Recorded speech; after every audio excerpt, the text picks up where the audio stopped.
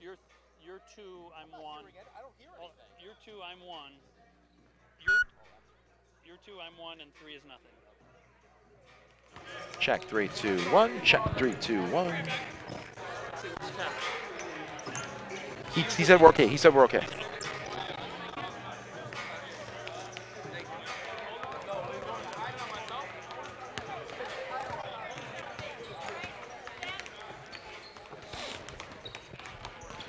Move this closer.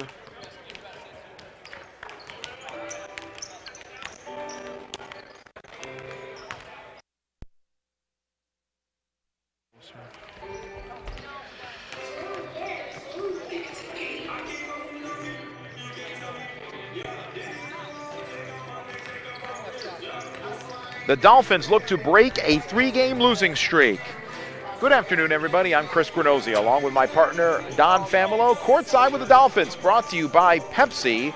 The Moyne Dolphins coming off a really heartbreaking loss on Wednesday here at home against Bentley, their first home game in 35 days, and they had a 12-point lead on with 7 minutes and change to go and managed to lose that lead and then lost in overtime. For the second time this year, they lose on a buzzer-beating three-pointer in overtime. That one coming from Ryan Richmond, who also scored his 1,000th point in that game as Bentley pulled away and won the game late. And in both cases, the game was tied when the three-pointer went in. You love to be the team with a chance to win and nothing to lose. You just go to another overtime if the shot doesn't go in. In both cases, the timing of the game was such that Lemoyne just didn't have another possession. So the clock ran out on them in both cases. But it's a reminder that you have to play for 40 minutes against any team, especially good teams and like Bentley. 45 in some cases. Yes. Or it could go even further than that. But Lemoyne, like any team, you need to play 40 minutes of defense, and you need to be focused for 40 minutes. And Patrick Beeline indicated after the game he just thought that Lemoyne didn't pay attention to the details, the little things that ended up costing them that. Too many fouls in the game. They not only did they put Bentley on the free throw line too often, but those fouls put them in foul trouble, which gave them issues with rotation late in the game. They had a couple players with 4 fouls that maybe had to play a little more tentatively defensively. So if you want to win games at this level against any decent team, you've got to play for 40 minutes, and Bentley is better than a decent team. They're a very good team. They have the ability to get hot from the outside and inside. They're not a real big team, but because of that, they all crash the boards. It makes them a very good rebounding team. They're the best in the conference. And you just, teams that can shoot can beat you. They can turn a game around on a moment's notice. I think it's just a real reminder to the Dolphins that as good as they are, so is everybody else. And you've got to play your A game every game if you hope to win, especially in this conference.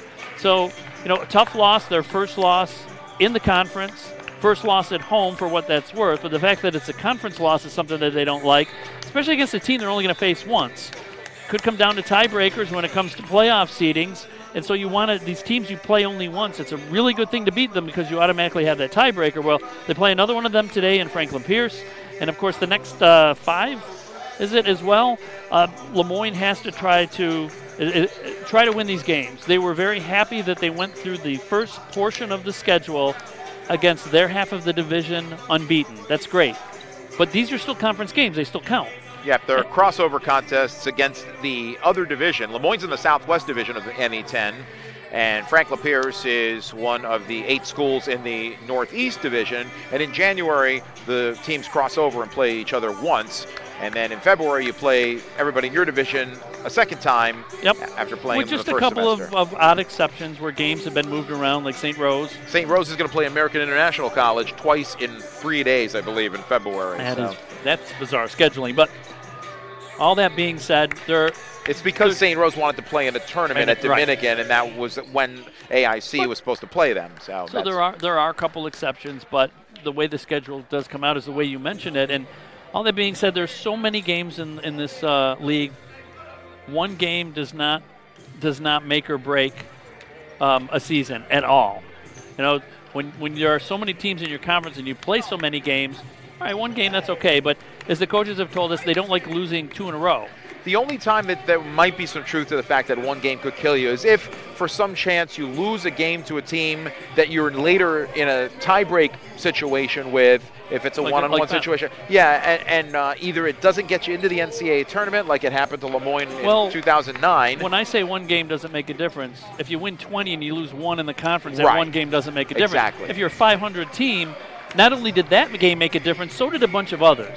But that is Lemoyne's only loss right now in the conference. They're only trying to take it one game at a time. Every coach will tell you that. Whether that is successful or not in the eyes of the kids, it's hard to say. Sometimes when you're on a streak, when you are unbeaten, you do look ahead a little bit too much at what could be. So coming off that loss, this team needs to look just to this game.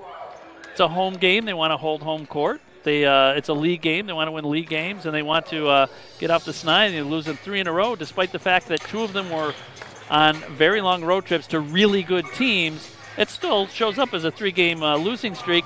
A lot of teams, you can say almost every team, has a point in the season where they kind of hit a wall. Lemoyne's hoping that this is what that is, and they can overcome it today and start a new winning streak here against Franklin Pierce.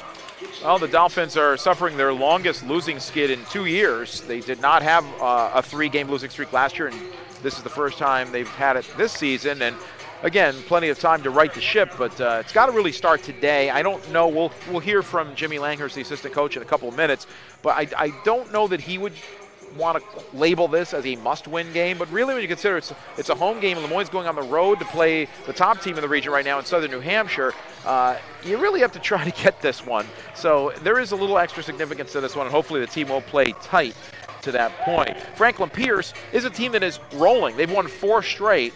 Going back to before the Christmas break, they're 7-5 overall, 2-5 in the NE10. All 5 of their non-league games have been wins against the Central Atlantic Collegiate Conference, including a 90-88 double overtime thriller in Ringe, New Hampshire, where Franklin Pierce is located. That was against Jefferson on Wednesday. Jefferson, the former Philadelphia University. Pierce is 1-3 on the road, and Lemoyne comes in at 9-5 overall, 3-1 on its home floor, 6-1 in the NE10. We're now joined by Jimmy Langhurst, and Coach, you were just talking about how the team has lost 3 in a row for the first time in 2 years, and even though there's some tough games coming up, and this one you look on the schedule and you think you can win it, is there extra significance to winning this particular game? Is it a must-win and this early in the season? It's not a panic button, but we definitely, it's definitely a good one to get here at home, before we get out and get on the road for the other side, and. But yeah, it's definitely, we just got to get off that skid, and today's a perfect day for it. You said to me earlier that you got to taste a win, get a taste again of what it means to win. And this team is obviously very talented, and they can rattle off a bunch of wins in a row as we saw last year. When you're in this situation, whether you be a player or a coach, do you have to do anything special, or does it have to come to you to get that winning flavor again? Yeah, I think it just comes within our team. We did some game-like stuff in practice. It made it more, it was game-like scenarios, and hopefully that translates. But it definitely has to come within. And then, once they get that, once they see it, right now it's kind of like dog days of hoops, right? We're here, only team here on campus, and it's practice, and it's just long. And then the winter just hit, so. So I think it just comes. It's got to come within, and once we get that, I think we'll be all right. Robert Jones III missed most of the game against Bentley. Played the first 3 minutes. His back seized up, and now he should be ready to go today, I'm assuming. Yes. Yep. So he's in the starting lineup, and we'll see how he does it in the first couple minutes here. And certainly that had a factor in the outcome of that game too. Lemoyne could have used him with his size, his ability to shoot the 3, and his rebounding skills. Yeah, rebounding, that would have probably been. Hopefully they wouldn't have got some of those 50-50 balls as normally they wouldn't if he was in the game. But that's in the past. We're moving on. And what do you have to do to win this game today against Franklin Pierce, a team that turns it over a lot but has a lot of talent? Yeah, definitely. It's a one-on-one game. We're definitely going to have to be in our yard. Guard our yard. It's going to come down to that defensive end again, and I think it's going to be a good game for us, and our guys are pretty stoked for it. All right, good luck to you, Coach. Right, thanks for spending some time. That's Jimmy Langhurst joining us here for a couple of minutes as the Dolphins get set to take on the Franklin Pierce Ravens out of Ringe, New Hampshire.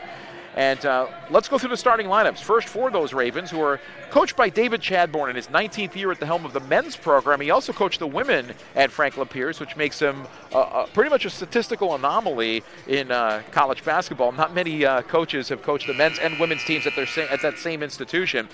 As a men's coach, he has a record of 270 and 252, and took his team to the 2013 regional championship into the Elite Eight, so he's had some very good success in recent years.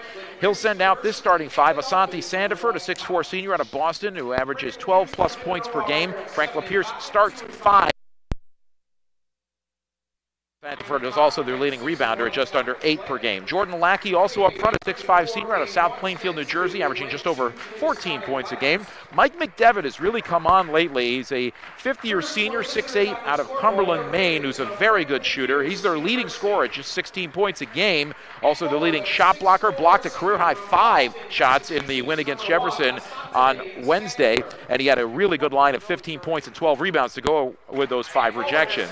Faluz Sek, a 6'1 sophomore guard who's in the point guard position, has really been very good lately. He's out of Washington, D.C., averaging 12.5 points a game, had 23 in their last game, and leads the club with 23 three-pointers made. And Doyen Fadojatimi, who's one of the best glue guys you can find, he does a little bit of everything, as evidenced by his last stat line against Jefferson, in which he had 11 points, 6 rebounds, 8 assists, 4 steals, and 3 block shots. 6'4 sophomore out of Temple Hills, Maryland, averaging just under 12 points a game.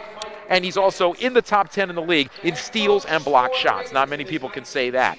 Moyne Dolphins come in with a record of 9-5, 6-1 in league play. Patrick Beeline's the head coach in his 3rd year, 41-29 record at Moyne. 5th year overall with a record of 73-56. It'll be Russell Sangster in one guard, a 6'2 senior out of Rockville, Maryland. Had a very good game against Bentley. It's 21 points, 6 rebounds, 4 assists. He leads the team in scoring at 11.5 points per game. Also leads them in assists and steals. Anthony Richards is the point guard, 5'9 senior. Didn't score the last game in limited minutes. Newcastle, Pennsylvania native, and he leads the club with 21 three-pointers made. Tom Brown, also on the wing, a 6'4 sophomore, also one of 3 starters that did not score for Moyne in the last game, out of Ellicott City, Maryland, averaging 8 points and a team-best 6.5 rebounds per game. Robert Jones III left after 2.5 minutes, did not score at 3 rebounds. 6'8 senior out of Mansfield, Ohio, averaging 8 points a game. He looks good to go today. He's a transfer out of Idaho State. And Isaiah Eisendorf, the 6'6 senior out of Silver Springs, Maryland, who came off the bench last game, back into the starting lineup today, averaging 7.5 points and just under 5 rebounds a game. He's 10th best in the league in offensive rebounding. So it will be Moyne versus Franklin Pierce here at the Henninger Athletic Center. Only regular season meeting between these two clubs. And the all-time season series sees Franklin Pierce with a 21-17 edge. Here at Moyne, though, the Dolphins hold a 10-9 edge. The last meeting was last year in Ringe, New Hampshire on January 28th. Moyne a winner there, 69-57. The officials for today's game are Brian Zink, Justin Simon, and Mike Collins. And we're glad you joined us on this really snowy, blustery, windy, and frigid day in Syracuse. But luckily right now, not much snow coming down, if at all. It will be Robert Jones III jumping center against Jordan Lackey. And we'll be ready to start this one up from the Henninger Athletic Center. Dolphin women were winners today. We'll tell you more about that at halftime. 69-44 was the final there as they improved to 8-6 overall and 4-4, even Steven in league play. Moyne wins the tap. They move from right to left on your screen in the home whites, trimmed in green and gold, green letters spelling Dolphins across the chest. Eisendorf pops for a left wing J and hits it. That breaks the seal. Moyne did not score in the first 5 minutes against Bentley on Wednesday, but they score in their first possession today. Franklin Pierce in the road black uniforms with maroon letters and numbers and white trim. Here's Lackey into the paint, jump stops and travels. Good Dolphin defense on the interior. Moyne's defense was very good for most of the game against Bentley, except the end of the second half. Moyne kept them to 41% shooting, and at the end of regulation, they only had 61 points, so you really can't complain about that. No, both teams were going to the glass. In fact, neither team could make stops, but Moyne missed some shots. Some easy shots, 3 in a row near the rim that just kind of rolled off, whereas Bentley was making theirs, and that helped them push the game to overtime. Brown with a jab step, drives baseline on Lackey, now back up top to Sangster, he'll throw a one-handed floater up. That's good. He's picking up right where he left off against Bentley on Wednesday. Sangster was 10 of 16 from the floor, hit some big shots, and he gives Lemoyne a 4-0 lead. Sandiford up to Lackey, calling for a pick. Here's Falou Sek. Now McDevitt, a very good three-point shooter, buries the first basket for Frank Lapierce from the top of the key. I think we're going to see him playing a lot on the perimeter. He starts down in the paint, but swings out, and if a Dolphin doesn't pick him up, he'll take that wide-open look. He's 11th best in the NE10 in three-point percentage. Here's a pass to a wide-open Brown down low. Reverse layup, good. Sangster on the feed. Brown, who hadn't scored in the last game and was really struggling, 1 for 8 in his last 2 games, 0 of 6 from 3, counting the Fairmont State loss December 30th. McDevitt over to Sek. Top of the key, matched or watched by Richards. And now Jordan Lackey bounces down low to McDevitt. One-handed turnaround, good. Tough shot to defend. Isaiah Eisendorf was a big body down there, just not tall enough on that turnaround. Very few people will be able to stop what's almost a little hook shot by McDevitt. McDevitt is a very tough matchup. Not many bigs in this league can shoot it like he does. Brown goes to the hole and misses the shot short. Not blocked by McDevitt, but he kept Brown away from the basket. Here's Sek tripping and traveling. And that's a problem for Frank Lapierce this year. They turn it over more than any other team in the Northeast 10 Conference, 17.5 a game. And they've now been called for walks twice in just over 2 minutes. Lemoyne's turnovers have been way down in recent games. In their last 4, they were averaging 8.5 turnovers per game, less than half what Frank Lapierce averages on the season.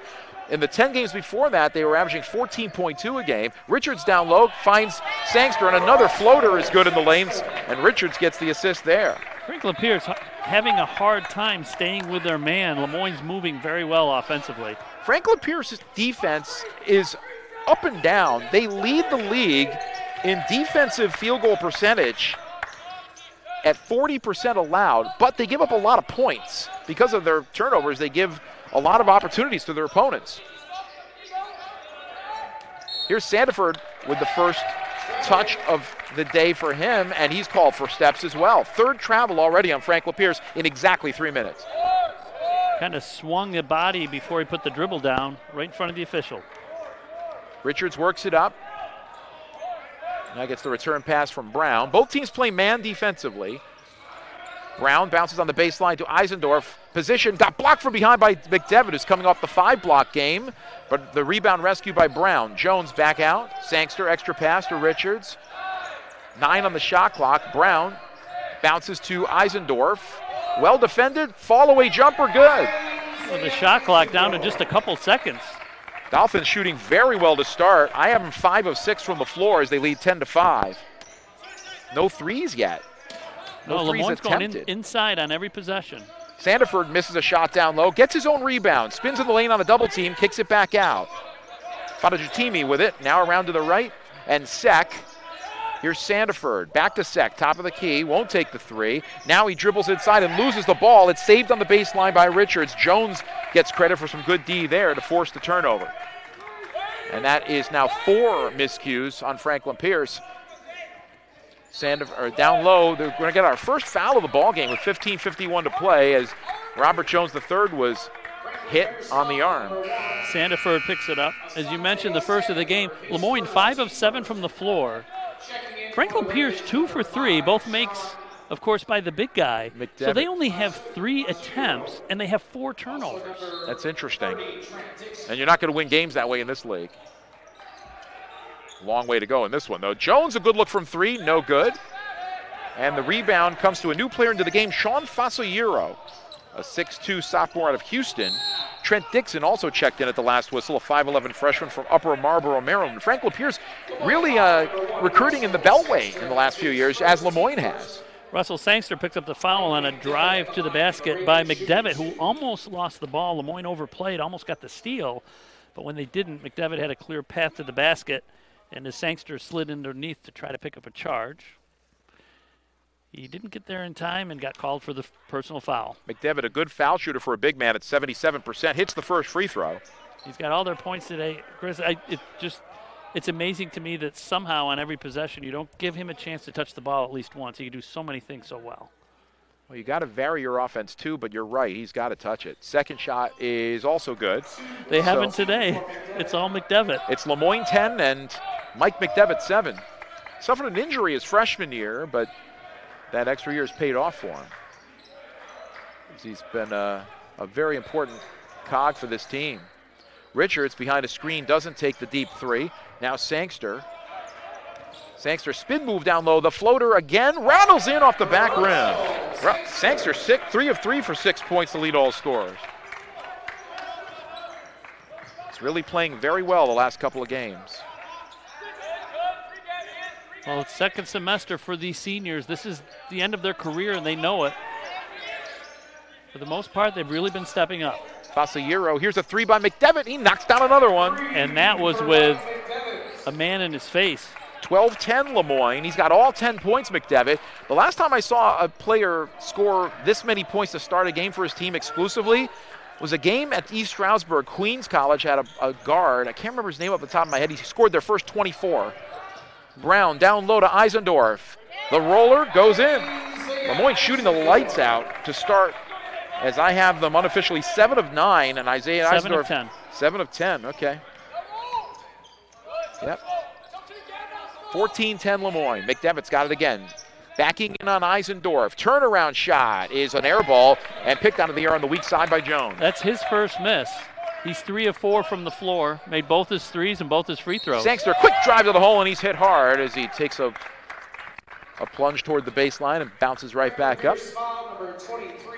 We have immediate timeout with 14-10 to go in this first half, and Sangster will go to the line when we return. Fedajatimi, by the way, picked up the foul.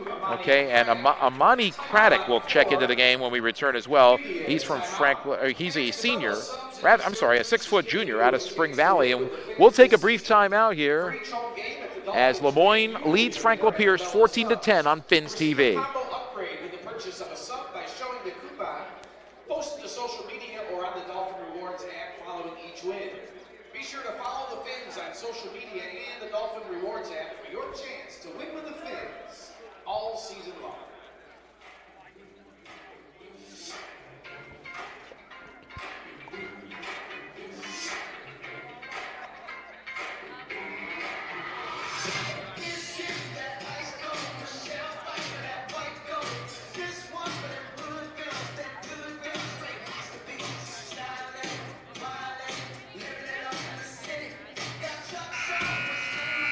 Fans, download the free Lemoyne Dolphins Fan Rewards app to begin earning great rewards while cheering on the Fins.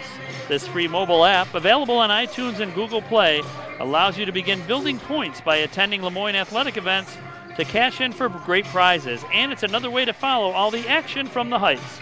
Learn more and sign up today at LeMoyneDolphins.com. Moyne comes back to the floor with the same starters. Brown, Jones, Eisendorf, Richards, and Sangster. And for Franklin Pierce, it's McDevitt, Sandiford, Craddock, who just checked in. Also Dixon and Fasayero. Sangster's first free throw is up and good. One of the best free throw shooters in the conference at 80%. Fell out of the top 10 because he went 1 of 3 in the last game against Bentley, which is unusual. But Sangster today has been perfect from the floor and the line thus far. Second shot coming for the senior is no good. Rebound by McDevitt.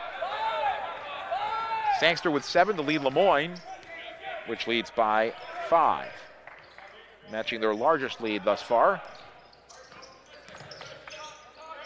Fasayero, McDevitt now a pass to the left wing. Back to Fasayero. Dixon. Dixon still with the ball, now hands it off. Sandiford working on Brown down low, bounces on the baseline, turns, shoots, and misses. Rebounded by Brown. That's great defense by Brown. Great body positioning. Forced a tough shot from a very good player. Now Richards will retreat with the dribble, set up a play. Dolphins with a 2-guard offense. Lob down low to Jones, works on the baseline, takes the freshman to the basket, and got the shot blocked. Franklin Pierce leads the league in blocked shots. Well, McDevitt came over to help out, got all ball as Smoke went to the ground, but that was a great block by McDevitt. He's done everything for them today. That's his second swat. Here's a three that's off the mark by Fasayuro, and the rebound by Lemoyne. Sangster between the legs dribble, now hands off to Brown. Brown behind a screen, hands back off to Sangster. Sangster wants, or Richards wants Sangster in the corner.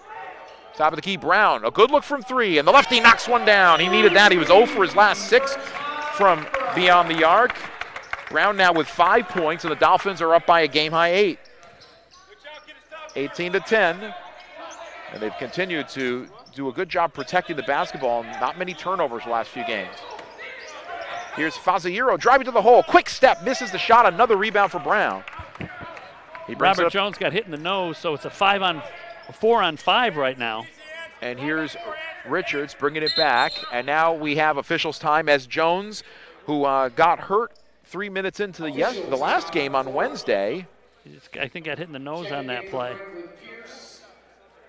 Substitutions for Lemoyne. Taekwon Roland, Lemoyne's second leading scorer, who's been red hot lately, averaging 20 points his last 2 games. And CJ Asuncion-Bird, who didn't play last game and has played limited minutes this year, 6'3" junior out of Greenwich, Connecticut, a transfer out of Gannon, one of 3 Gannon University transfers on the team. He's had some injury problems starting with the preseason, so he's been slowly getting back healthy.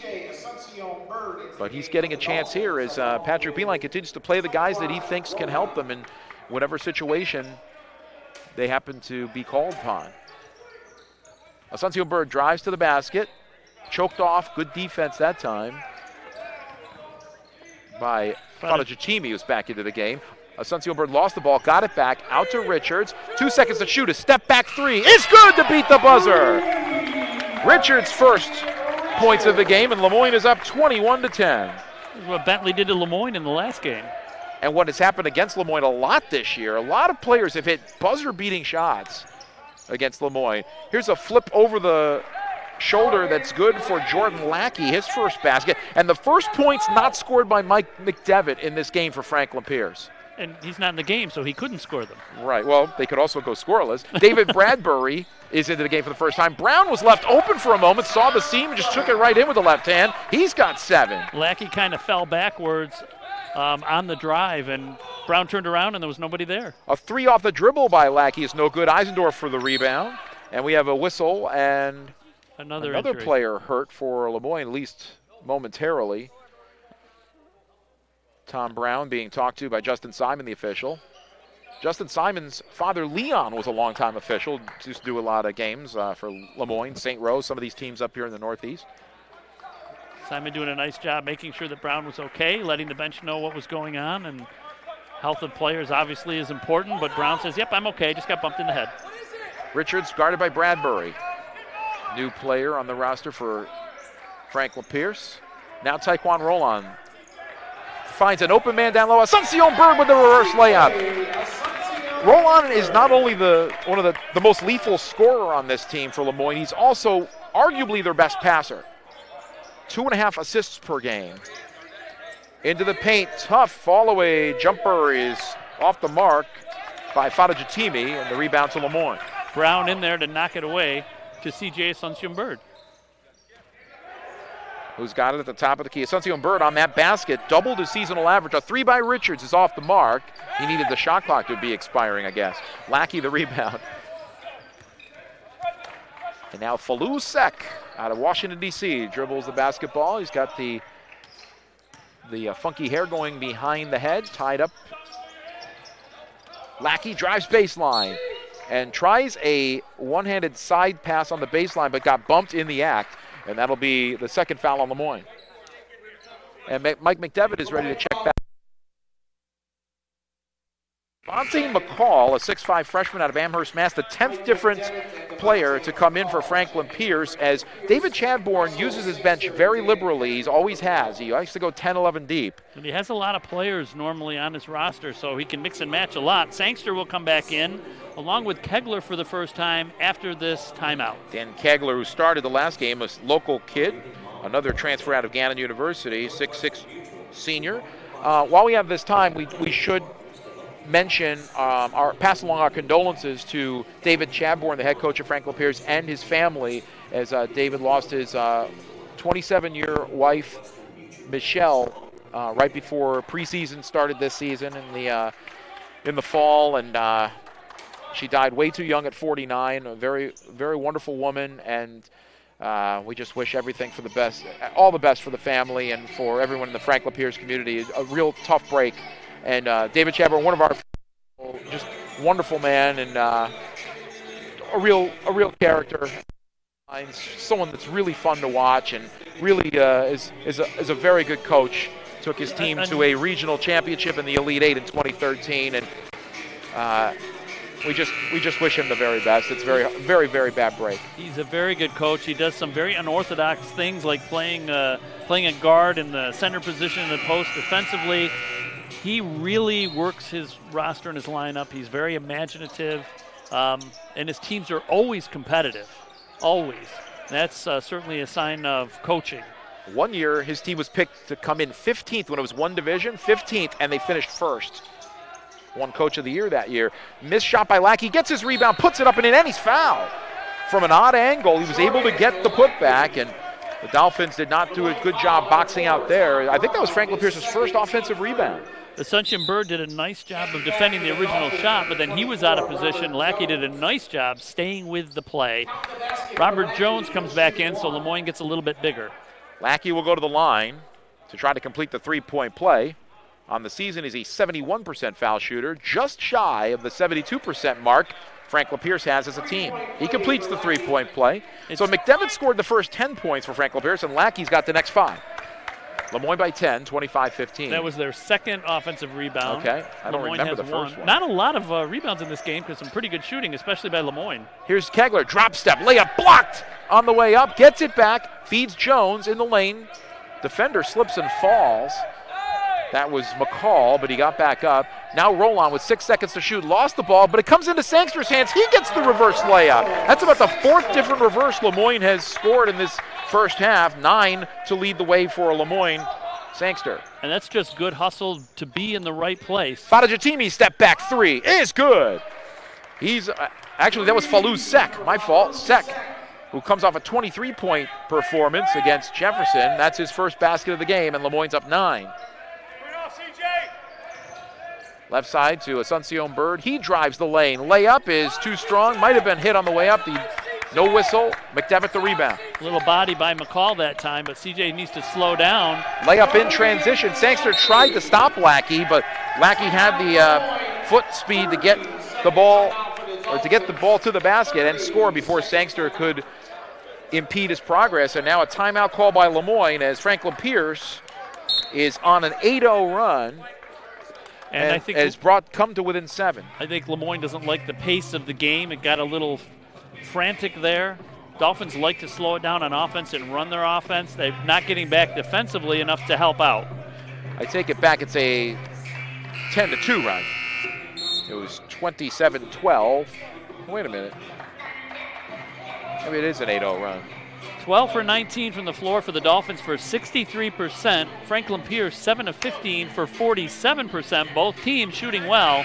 Lemoyne obviously at an even higher pace than Franklin Pierce. Northwestern Mutual is a proud corporate partner of Lemoyne College Athletics. Northwestern Mutual is focused on your goals, and you can learn more about growing career opportunities. You and Northwestern Mutual, stronger together. Learn more at syracusenm.com. Sanford returns for Franklin Pierce. Are they going zone here? No. Looked like it for a moment. Asuncion Bird with it on the left wing, up top to Robert Jones. Just waiting to pick up man once Lemoyne got past half court. Here's Sangster in the lane, the jumper off the back iron, and the rebound taken down by Lackey, who's having a good stretch right now for Franklin Pierce. That was the first miss for Sangster in the game. Behind the back dribble, going to the line, to the lane hard was Fadajatimi, missed the shot. I think it was blocked by Kegler. Okay, rebound though to McDevitt. His turnaround is good. That's the problem. Once Kegler went over to block the shot, he lost McDevitt, the guy he needed to guard. And when Mike McDevitt has the ball in his hands, with one exception today, he's made his shots. So Lemoyne's lead is down to 5 now. It's 27-12. Quick entry to Jones. He turns and shoots, and he scores his first bucket in 2 games. Little line drive, one-hand push shot. Dolphins back up by 7. Here's Bradbury with it. A lob to McDevitt. It's over his head and out of bounds. That's well defended by Kegler on the front side, and there was help on the weak side from C.J. Asuncion-Bird. So if he had caught it, they would have sandwiched him down low, but Kegler made them throw the pass so high that McDevitt couldn't reach it.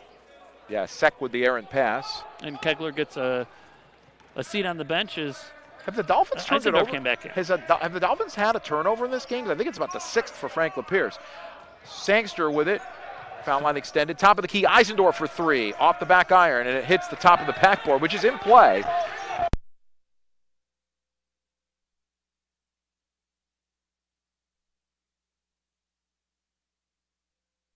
Franklin Pierce has really picked up the shooting. Bounce entry is deflected and knocked away by Eisendorf, so it'll stay Franklin Pierce ball in front court. 7:04 to go in the first half. 23 on the shot clock. A lob, and it comes inside to Craddock. His shot is missed. He gets it back. Actually, it's Devontae McCall who gets the putback. He gets 2 rebounds and a basket out of that as Lemoyne blocked the second shot as Smoke came over to help, but no one was in position to take away the rebound. And that is the 3rd time in the last 4 possessions Franklin Pierce has scored off a second chance, or in this case, a 3rd chance. Jones wanted to take the 3, well defended. Now pass into Richards. Richards lost the ball in traffic. It's stolen by McCall. Here's McDevitt, who's called for steps. That's the 4th travel on Franklin Pierce. And the first turnover on the Dolphins is Richards just got too far underneath the basket with too many Franklin Pierce players. When he goes down low like that, it's very difficult for him to take the shot. He's got to have a path to pass out, and in that case, he had no place to go. These are the 2 teams in the league that play the most bodies. They'll go 10, 11 deep each. Tanner Highland, right on cue, comes in for Lemoyne. He's the 10th Dolphin to see action in this game. 6'2" senior, one of 9 seniors on the roster from South Portland, Maine. Roll on into the lane. A dump-off pass to Eisendorf. The flip is way too short, knocked out of bounds by Roll-on. So the Dolphins get nothing on that possession as Sean Fasoyero comes back into the game for the Ravens. Very, very tough to go up against McDevitt. He's very good defensively as well, and he's thrown off some of the Dolphin shots, even from the big men. Moyne is led by as many as 15. The lead down to 5 now. 29-24 approaching the 6-minute mark of the first half. A feed down low to Fasoyero. McDevitt, a wide open 3, and he splashes it through again. He's got 15 points. And the Dolphin lead is down to 2, 29-27. Lemoyne just seems to be giving up way too many threes in recent games. They're now 2nd most threes allowed in the league. Only Pace has given up more. Here's Jones down low. His shot rolls off the front rim, but he got fouled in the act and will go to the line. That's something also Lemoyne has not done well this year. They haven't gotten in the last game against Bentley. They only got to the stripe 5 times in 45 minutes. And Bentley, on the other hand, got to the line 20 times, 4 times as often. Jones will go to the line for the first time in several games. He's a good free throw shooter at 75%. First one up and good. Jones, who's the 9th most accurate three-point shooter in their league coming in, has taken 1 3 in this game and missed it. Second shot coming for the senior, and it's good. 4 points for Jones. Lemoyne doubles the lead to 4, 31-27. 5:37 to go in a high-scoring first half. Lemoyne in zone defensively. Wow. Doing jumping jacks. 2-3, I believe. Now top of the key. Here's a 3 by Sek. And it rattles off the rim. One-handed snatch rebound by Jones. Boy, that was almost all the way down and rolled out. Bad luck for Franklin Pierce. That is a cruel rim for the Ravens. Roll on. Top of the key. Passes to Eisendorf. Roland doesn't look like he's interested in shooting today. More interested in passing. I don't think he's taken a shot yet. He's Lemoyne's second leading scorer. There was one. He tried to go to the basket. Oh, right. 7 to shoot. And the ball squirts off of Jones's leg to Richards, and he knocks his second 3 down to beat the shot clock on a broken play. Richards has 6 points, and the Dolphin lead is back to 7, 34-27. Sek, a lob over the defense to McDevitt, who's easily puts the shot in. He's got 17. He's already surpassed his seasonal average of 16 with 4:32 to go still in the first half. Lemoyne has no answer for him. Roland's got it. Gives up the dribble. Well defended by Fasohiro. Now it's Richards on the left wing, bounces to Eisendorf. Back out to Highland. Highland behind a screen. Foul line jumper, good. Tanner Highland gives Lemoyne the 7-point lead back. As good as Tanner Highland can shoot from 3, the free throw line jumper he should be able to make every time as well. Roland comes away with the loose ball, and he is called for the charge because he extended the arm to find some space to take a rare shot in this game. His first, 4th on the team. We have a media timeout with 3:55 to go. Lemoyne leading 36-29. And we will take a timeout here on Fins TV. Fans, don't miss a single minute of basketball action this winter. Fins TV takes you courtside for every basket, rebound, and assist, including exclusive coach and player interviews. Each home game is broadcast live in high definition, and we also have the call from every road game on the schedule.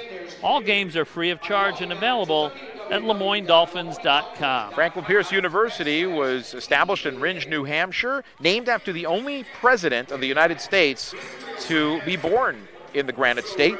They're a former league rival of Lemoyne's in the old, now defunct New England Collegiate Conference.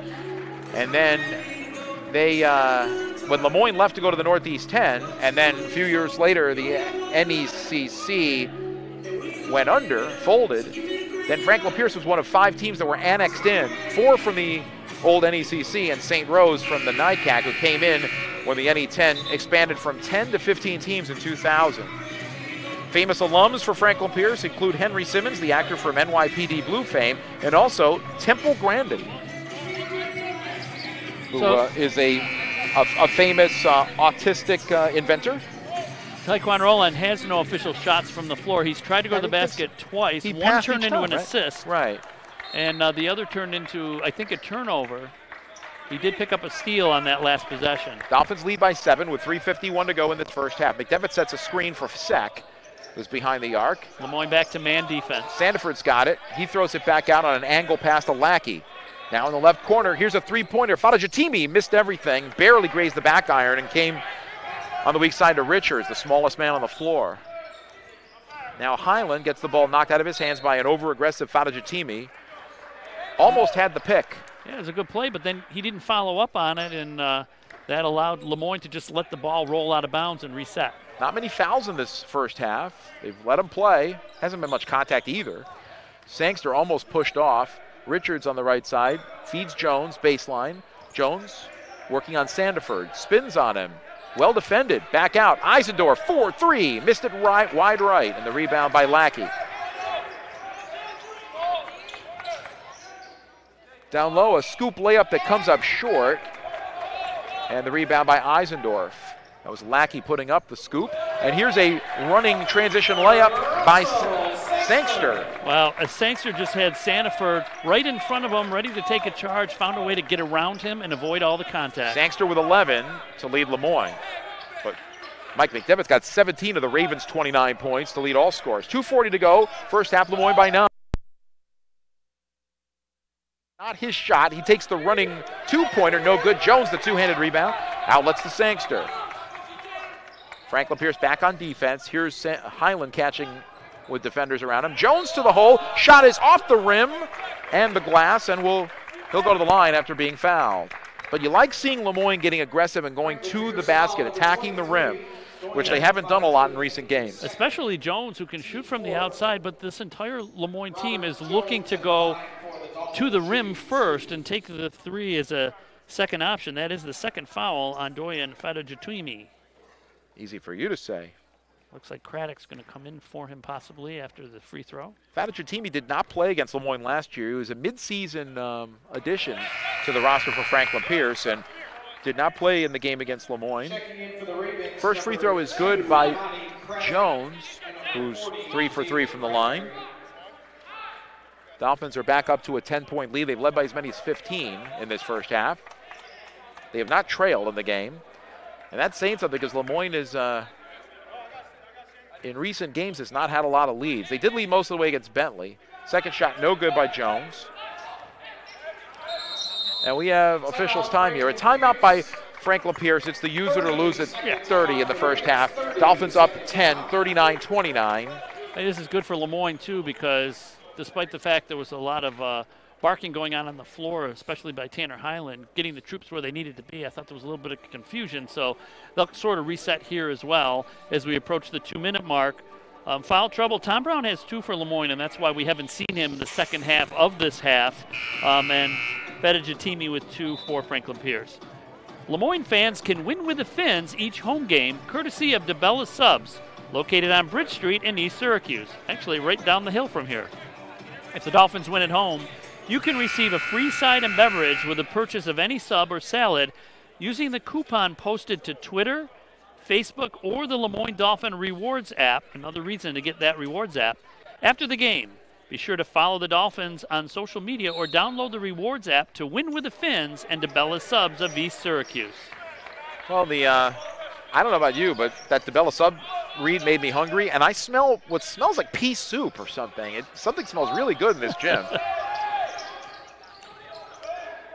A skip pass to the left side. Bradbury, a 3 is good. First time we've seen the freshman shoot, and he doubles his seasonal average with that bucket. He's out of Deep River, Connecticut. Oh, he's a junior. He's first-year player, though, for Franklin Pierce. Huh. Maybe he must be a transfer, but it didn't indicate that on the roster. Here's Tanner Highland driving, and there's a foul on the floor on Franklin Pierce. It'll be the 5th on the Ravens. David Chamberlain doesn't like the call. Mike Collins is trying to explain it to him. So no free throws on this, but Craddock picks it up. It'll be an inbounds play for Lemoyne. 20 on the shot clock. New rule this year. A bounce into Roland, who's got it, working on McDevitt. Doesn't want to shoot over the big man. McDevitt, great defense, and once he picked up the dribble, smart. A lob intended for Highland is way over his head and out of bounds, so Lemoyne with an uncharacteristic turn. Making sure those passes down low are to bodies with white jerseys, but that time it just slammed off the stanchion for the basket. I have to correct myself. Bradbury's not a transfer. He did play for Franklin Pierce, but very sparing last year, if at all. He's on the roster last year, but I don't remember seeing him play. Sandiford's got it, back to the basket, working on Sangster, who falls down, wanting to get the charge call, but instead it's an intercepted pass by Jones. I don't know why Jones didn't go up, except Jones for Lemoyne was in the way, and he just stole it from him. Sangster baseline, reverse layup, good. Highland with a nice feed. Sangster with 13 to lead the Dolphins, who lead by 9. They were trying to get the ball to McDevitt, who was right underneath the basket, but it was a 2-on-1. Sandiford had an easy chance to go up, but a great play by Smoke to take the pass away. McDevitt, quick pass, shoot. Shot is no good. Rebound, though, is tracked down by Bradbury. McDevitt sets a screen for Bradbury. Now top of the key. There's a pass that's into the corner and recovered by McDevitt, guarded by Jones. His pass is deflected and stolen by Sangster. 30 seconds to go in the game, and just over that on the shot clock. In the half. Or just under that, rather, yeah, in the half, rather. The differential is about 0.2 seconds. Really, really smart play this half by Lemoyne. They played a good cerebral game here. And they could take a double-digit lead into the half if they score here. In any configuration. 5 seconds to shoot. Roll on, 3 from straight on, no good. Sangster the rebound. On the baseline, the shot is up and no good, and Lemoyne will go into the locker room up 9. They were up 8 at the half against Bentley on Wednesday and wound up losing it overtime. So they're going to have to play, as you said, Don, that full 40 minutes to get it done today against Franklin Pierce, which came in winning 4 in a row. But Lemoyne is up 9 at the break right now. Mike McDevitt, as he's running off the court to the coaching staff, was saying, my bad, my bad. What did he do bad in that half? I don't know. Maybe on that play he did something, but... Maybe on one play, but Mike McDevitt... Mike McDevitt's the reason Franklin Pierce is in this game. He's got 17 of their 32 points as Lemoyne leads by 9 at the break with a little more balance, led by Russell Sangster's 13 points. Tom Brown's got 7, though he had to sit most of the half in foul trouble. Isaiah Eisendorf, Anthony Richards with 6 each. Robert Jones with 5. Lemoyne with a rarity. They only have 4 bench points. Franklin Pierce with 5. The last game against Bentley, Lemoyne's reserves outscored the Bentley reserves 39-6. And on the season, Lemoyne's reserves have outscored their opposing bench players by an average of 26-18 each game. Well, Mike McDevitt in the first half, 6 of 8 from the floor, 3 of 4 from 3. made both of his free throws, has 3 rebounds, 1 block shot. I thought he had 2. He does have 2 turnovers, but what doesn't show up in there is how many shots he's thrown off just by being in the way in the paint. The big guy playing very good defense as well. He's a big man who does not play recklessly as a big man. And what I mean by that is a lot of times you'll have guys that have size, but they're foul magnets. He is so finesse, such a good athlete, and I don't mean finesse in a soft way. I mean that he's able to, control his body and not commit silly fouls, and he can shoot like a guard, as we're seeing here. Taekwon Roland with only 1 shot in the half, and that was the one to try to beat the shot and game clock at the end of the half. Tanner Highland's 1 for 1. Asuncion Bird is 1 for 2. Kegler's only had 1 look at the basket. The starters played a lot of minutes in the half. And took the majority of the shots. We didn't see Tyree Chambers, though I'm sure we'll see him in the second half. So a lot of minutes played by the starters.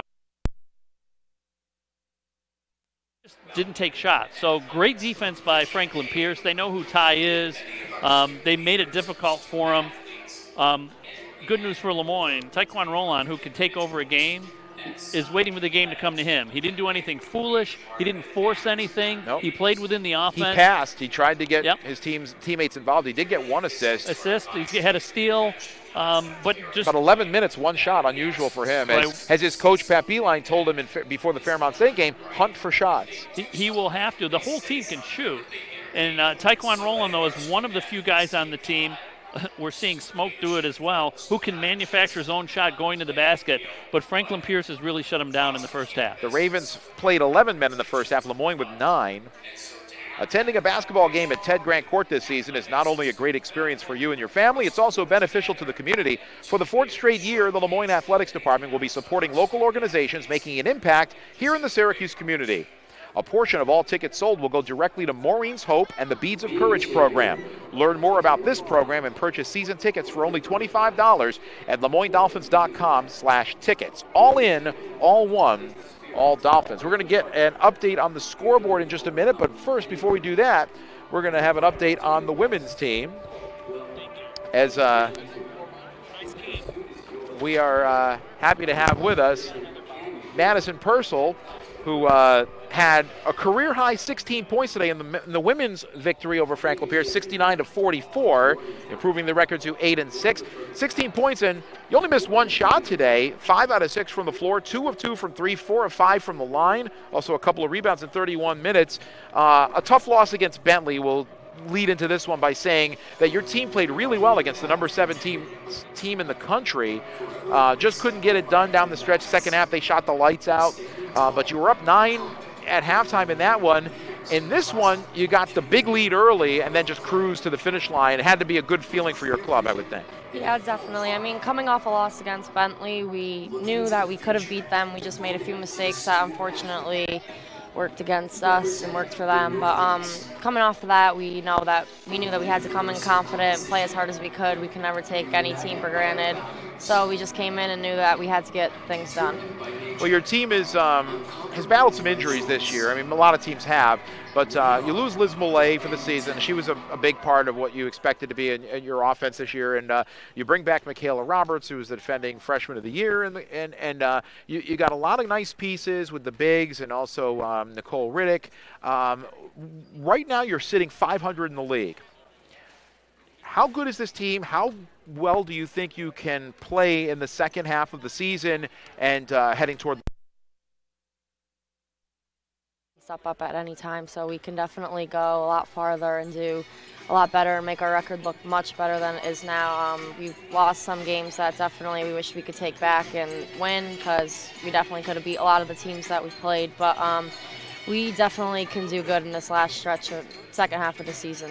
You're only in your second season for Lemoyne, but you've seemed to take on almost like third. I was going to say, I confused you for a second. It's okay. It's your third year. But you look like this year from previous years that you seem like more of a leader on the court. Do you feel like you've kind of taken a mantle of being a leader on the team? Yeah, definitely. I think sometimes there are times when people just need to step up and talk just so that everyone's on the same page, and I don't mind doing that. So I think that definitely helps our team just as a whole work together better. Your bigs, you're one of the tallest teams in the league, and have to mention Joanna Dabrowski today, who had 9 points, 5 rebounds, and 10 assists. She almost had a double-double, but a career-high 10 assists. Tell me about her, what it's like. I mean, she's got a very nice outside shot. She's good around the basket. But I saw something today that I never saw. She had a coast-to-coast layup. She lost the ball at one point and got it back, but she was able to do that. She was very good catching teammates that were making cuts for Yeah, layups. definitely. She's all around a great player, and I think assists from anyone will always make a team look much better just because that means the ball is moving a lot more. That extra pass is going to make people make shots. So with her, with those 10 assists, that definitely helped us today. 19 assists for the team, only 9 turnovers. Franklin Pierce almost the opposite with 9 and 16 respectively. Your team did a really nice job putting the foot on the gas pedal right at the beginning. You're up 21-4 at the end of the first quarter. And then at halftime, I believe it was 40-14. It was 51-29 early in the third, and then at the end, everybody got a chance to play, which was good. What was the difference coming out in this game? Obviously, this isn't a team as good as Bentley, but was there a difference in your attitude, your approach, and your execution coming out of the gate? Yeah, I mean, definitely after Bentley the other day, we knew that today we just had to come in right from the start, get things done.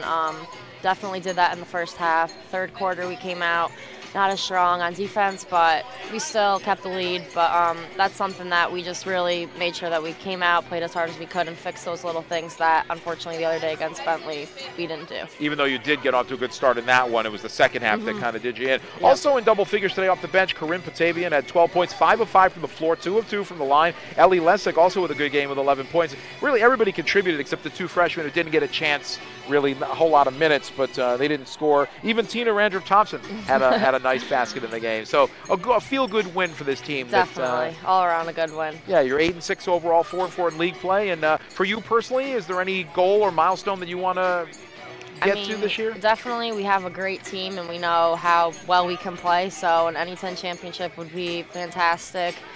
Bid into the NCAA tournament. Of course, every team wants to do that. So we have big goals that we definitely can achieve if we put our minds to it. And any personal ones for you? Is there anything you want to do? Personally, not really. Okay. The team is what definitely right the answer. team goals. Right answer, by the way. All right, that's a personal.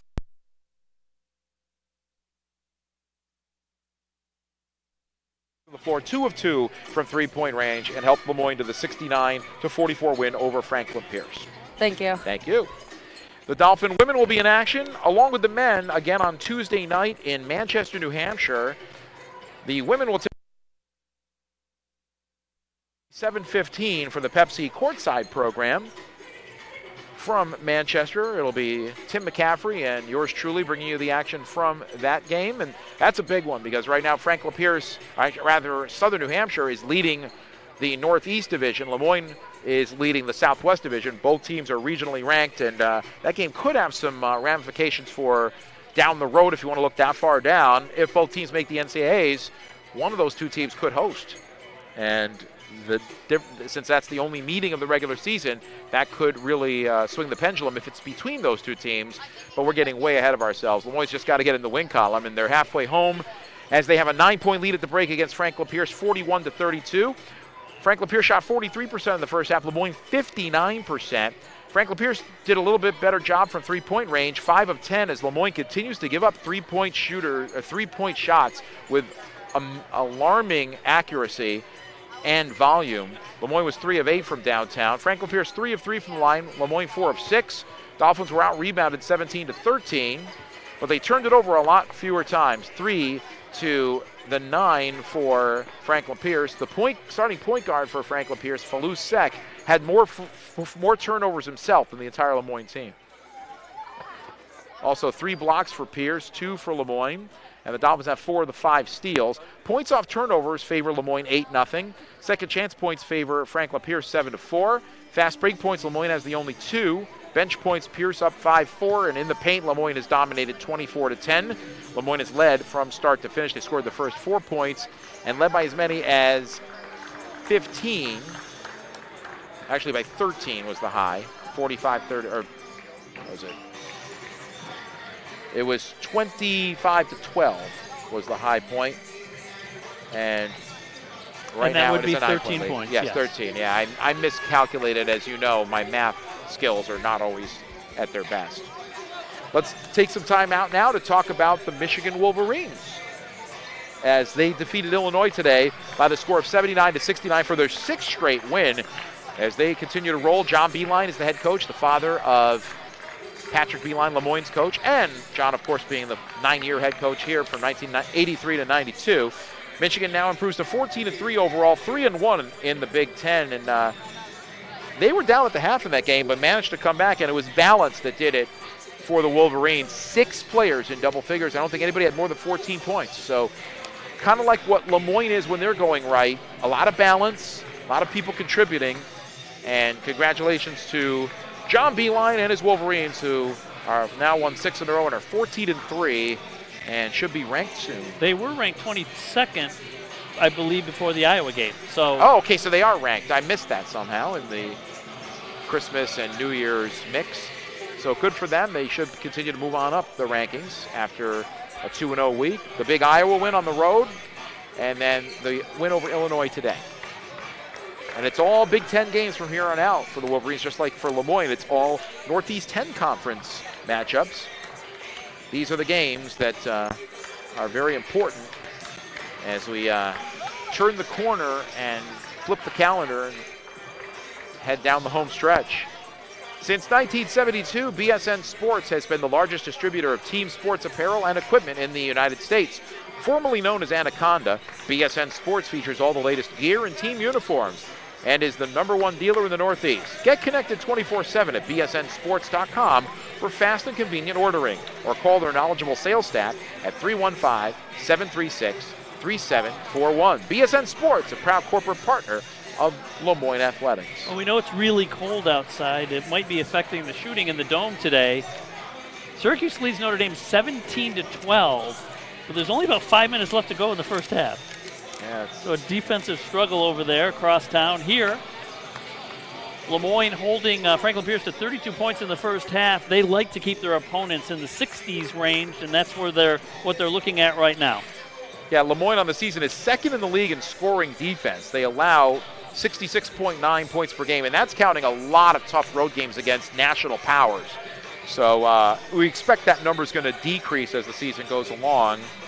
Nothing against the Northeast 10 Conference. It's a power conference from top to bottom, but when you're facing Bellarmine and Fairmont State and St. Thomas Aquinas, you're going to give up high shooting percentages and high point totals. Lemoyne's also first in the, or actually they are second in the league, second league in scoring defense. They're also 5th in the league in field goal defense. Franklin Pierce is 1st in field goal defense and 4th in 3-point field goal defense. And looking at the individual numbers, as we mentioned, Franklin Pierce is being led by Mike McDevitt, who's had a near-perfect first half, 17 points. He only missed 1 3-pointer in the game, and the team got the offensive rebound on it anyway, and they scored. After him, though, you got to go way down to Jordan Lackey, who's got 7 points, and he scored those in a bunch. Falou Sek and David Bradbury have 3-pointers each, and Devontae McCall has a putback. He had 3 rebounds in the game. They were all on the same play. And then for Lemoyne, it's Russell Sangster leading the way with 13 points, 6 of 7 shooting. Tom Brown's got 7 points and is the only player in foul trouble for Lemoyne with 2. Fada Jatimi has 2 for Pierce. Isaiah Eisendorf's got 6 points. Robert Jones III's got 5. Richards also has 6 on a couple of buzzer-beating threes. Tanner Highland and CJ Asuncion Bird have 2-point baskets. Taekwon Roland and Dan Kegler did not score in the first half for Lemoyne. Again, Dolphins shooting 59% in the opening 20 minutes, and Pierce 43%. It'll be Ravens basketball to start the second half, which will begin in about 20 seconds. Fans, be sure to visit the Lemoyne College Bookstore. Located at the plaza across campus, the bookstore not only offers a wide selection of school supplies, it's also a convenient resource for personal items, novelties, and books of general interest. The Franklin Pierce Ravens, it's interesting to note, Don, they have 15 players on their roster. 17 if you count 2 players that are redshirting this year, and none of them come from the state of New Hampshire, where Franklin Pierce is located. You don't see that too often, in which a team has no players from its home state. Especially I know it's a Division small II. state. Yeah, and it's a small state, so it's not like you're going to have a bevy of talent there, but They also have 5 players that average double-figure scoring, and after that, after those 5, the next leading scorer averages 3.3 points a game. So really, it's those 5 that do almost all the heavy lifting. Ravens in the road black uniforms with maroon and white trim. Dolphins in the home white, trimmed in gold and green. Franklin Pierce first possession. A jump pass to Seck. Inside, it's Sandiford who's fouled, trying to make a layup with his back to the basket. The first foul on Isaiah Eisendorf, a little bit of a bump there. And it should be free throws. Yep, he was in the act of shooting, so Sandiford will get his first crack at scoring in this game. On the season, he's a 74% foul shooter. Everybody on this team can shoot free throws pretty well. First one good. That's his first point of the day, averages over 12 a game. Had a double-double in the win against Jefferson. 19 points, 12 rebounds on Wednesday. He's the 5th best rebounder in the conference as well. All 5 starters for Franklin Pierce average at least 71% from the line. Both free throws good, and their season stats as a team are 72. Lemoyne's lead down to 7. Sangster's got it. Lemoyne's first possession of the second half, moving left to right on your screen. Turnaround one-hander by Eisendorf is good on the feed from Brown. Such a quick turnaround. There was no way that McDevitt could defend that shot. Lemoyne definitely taking more 2s than they did against Bentley. Part of that could be the way they're being defended. Lackey dribbling, stops at the foul line, bounces to a backdoor cutting Seck, who doesn't get there. Actually, it's Fadajatimi who doesn't get there in time. Yeah, he didn't know the pass was going to come down low. It was kind of broken defense by Lemoyne. They were trying to take advantage of what Lemoyne was giving them, but he noticed it too late and cut to the basket too late. Jones passes to Sangster on the left perimeter. Bounce entry to Brown. Brown turns on his man. Lefty layup good on Lackey. He faked Lackey to the right, then spun left to his natural hand and was able to score. So after sitting the last 10 minutes in foul trouble in the first half, Brown's back to his strong way. He's got 9 points, already surpassing his seasonal average. Well, coaches will tell you to defend the paint and let the baseline be another defender, but as you mentioned, that's his natural hand. Fadajatimi high-rise jumper, no good, missed it, and Sangster the rebound. He fell down with Lackey trying to take it away from him, but still got it on a back tap to Eisendorf. Now Jones trouble with the basketball, and it comes free again, and the ball's loose. An injured player, Lackey, got hit in the head on the loose ball. I can see him in agony. Once somebody had possession, in this case Lemoyne, the officials immediately stopped play to protect the players, which is and you gotta smart play. You got to be careful with head injuries like that. Concussions always a concern.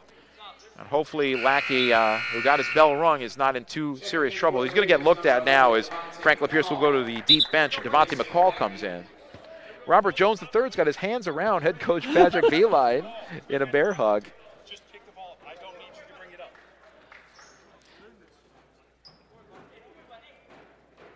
So Lemoyne has possession. And what Patrick Beeline was telling him was, it's nice that you're in there trying to get the ball away, but you don't have to dribble it, just pick it up and retain possession. Someone else can bring the ball up. Russell Sangster's got it on the left perimeter. Robert Jones III coming in here for 1 year, wants to do so much to help this team win. It's tough as a one-year player. A turnaround by Sangster in the lane is short. Brown tried to tap it in, but couldn't. Well defended. Here's a 3 by McDevitt. That one's no good. Rebound. There's a pushing foul underneath on Lemoyne. Oh, wow. I didn't see it. Why? Because it's on Anthony Richards. It happened before he went up for the rebound, I think. Okay. That's why. His second on Lemoyne already in the first 2 minutes and 4 seconds. Nobody in foul trouble for either side. Seck inbounds. He wanted a backdoor cut, but his intended receiver was well defended. Sandiford calling for the ball. He's got it. Mid-post. Turns to face Brown. Here's Seck. Seck. Jumper off his own dribble. No good. Rebound. Jones had it, and he got pushed. That's why he lost the ball, so it'll be Lemoyne ball. First foul of the second half on the Ravens. I think Sandiford's going to get called for it, and some officials will let teams play on that, going for the rebound, and Sandiford at 6'4", 210, and all the momentum that time crashed into Robert Jones III, who, at 6'8" and maybe 210, was the recipient of the contact. Richards entry pass to Eisendorf back to the basket, working on McDevitt. His pass was deflected, intended for Jones, who was streaking baseline, and stolen by the Ravens.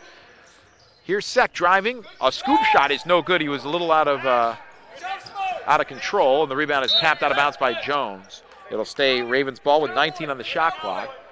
It's interesting to see Frank LaPierce with the new backcourt of Sek and Fadajatimi. Remember last year the powerful, dynamic backcourt combination of Banton and Gittens. Dante Gittens was a great player, could do just about everything on the floor. And Matt Banton, who was a really dangerous three-point shooter. High dribble for Sek. Here's a Fadajatimi three. That's good. He had a path to the basket as the Dolphins C parted, but he was in good position, square to the hoop, and took the three instead. And that's his first basket of the game. 45-37, Lemoyne's lead, which was back into double figures, is back down to 8. Brown's got it.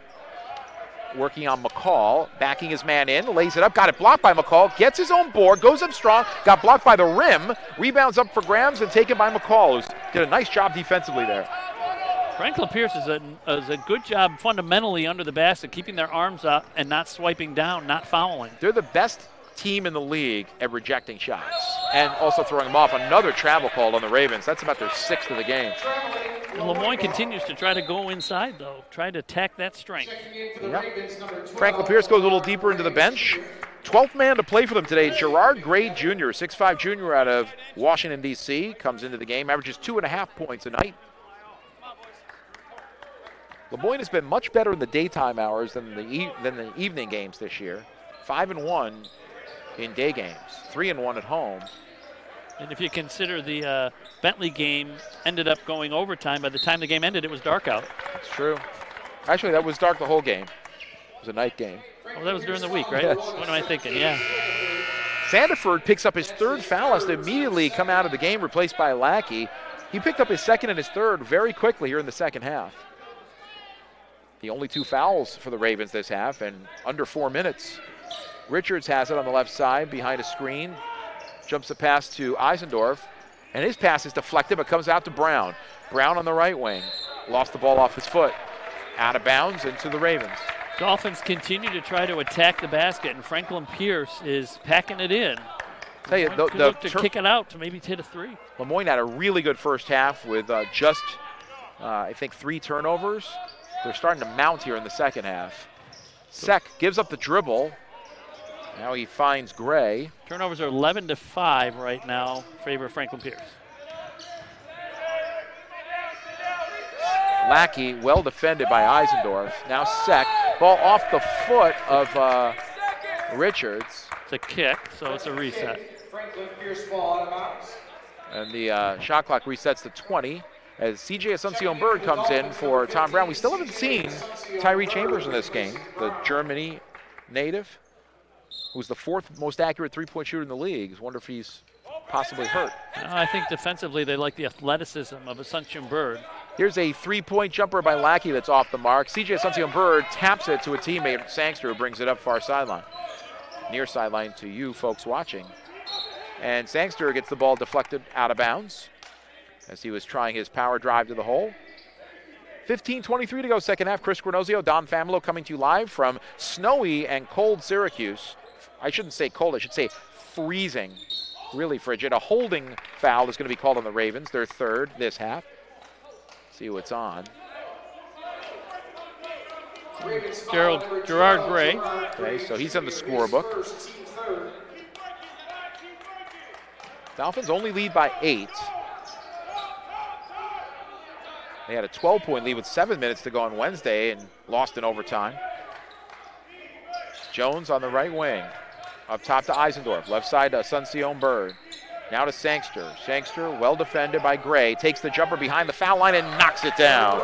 15 to lead Lemoyne for Sangster.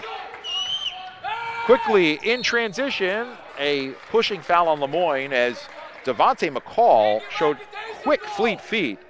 The Amherst, Mass native is fouled in the act and will go to the line. It will be on Robert Jones. That's his first. And Russell Sangster was a little disappointed because he was sliding over to try to pick up the charge. He's trying his best. He draws about 1 a game, but twice today he's not gotten there on time. Well, we'll see Daniel Kegler in the game and also Taekwon Roland after this timeout.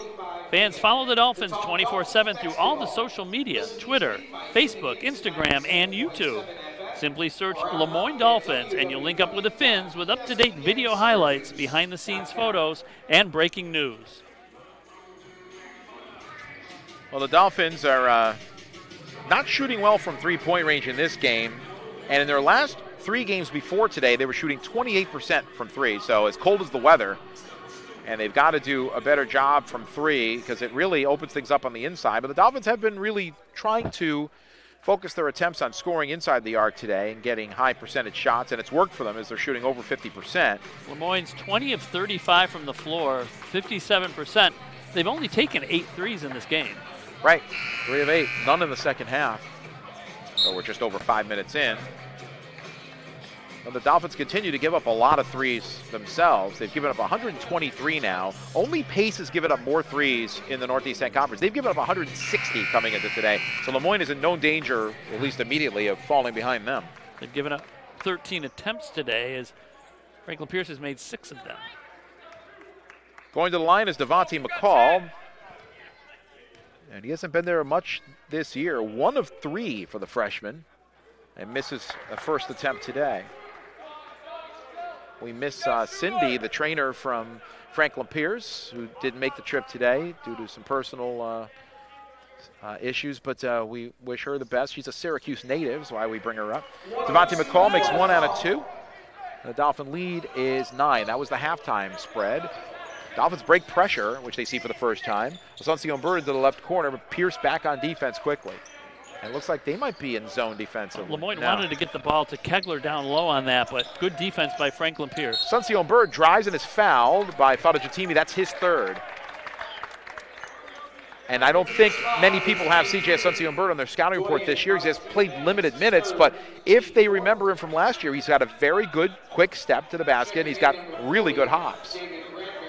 Slowly, very slowly, transitioning back into playing time, into the rotation for Patrick Beeline. And Mike McDevitt back in the rotation for Franklin Pierce on the floor. He bounces to Asuncion Bird. The 3 in the air, and good! Boy, Lemoyne could use that. 5 points off the bench for Asuncion Bird. Lead up to 12, 50-38.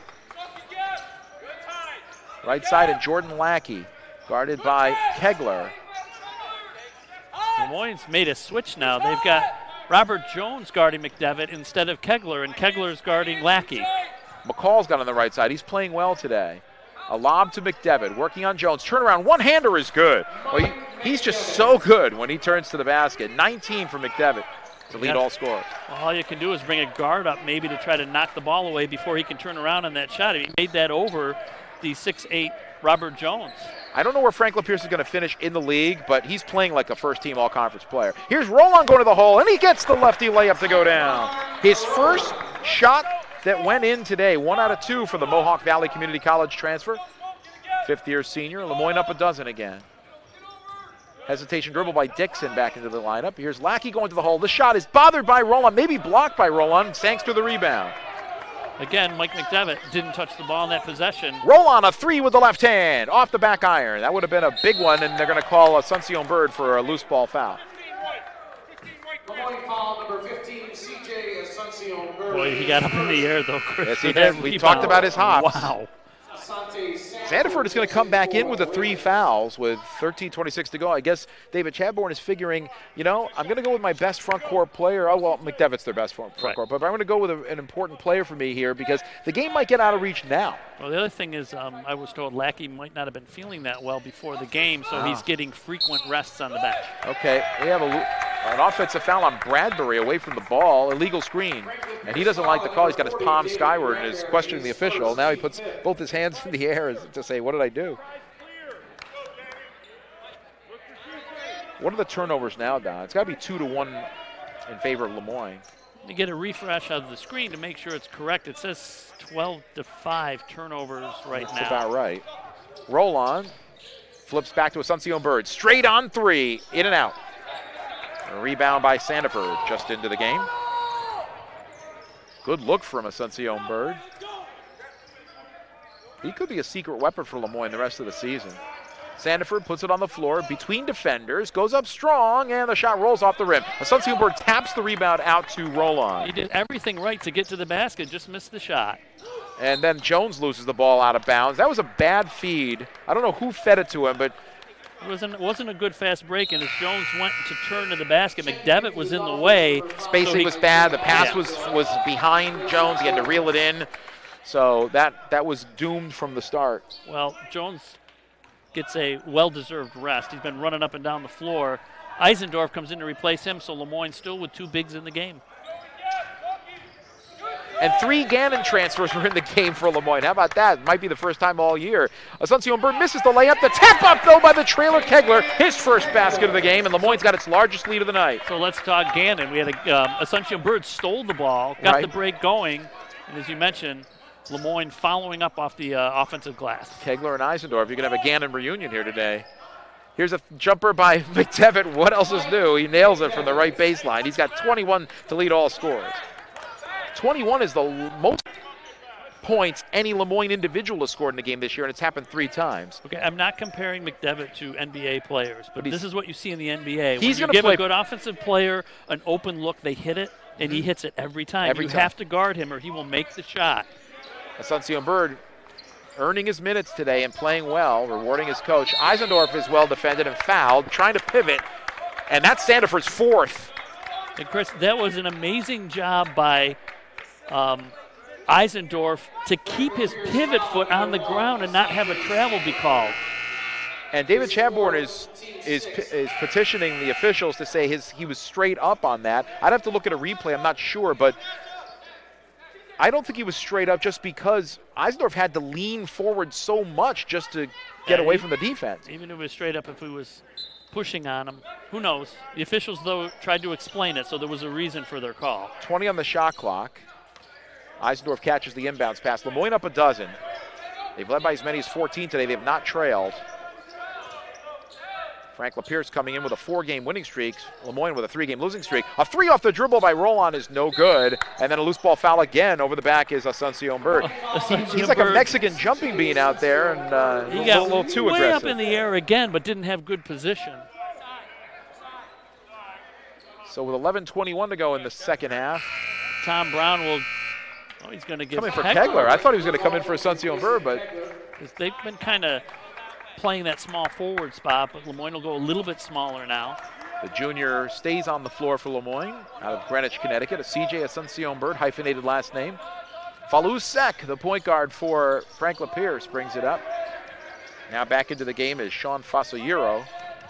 McDevitt, who I believe is going to play professionally after this. He'll play season. somewhere. He'll play somewhere for sure. Sek with a tough off-balance shot, no good.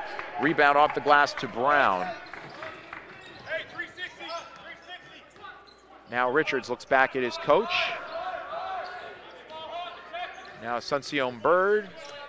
Brown, left side pass to Roland.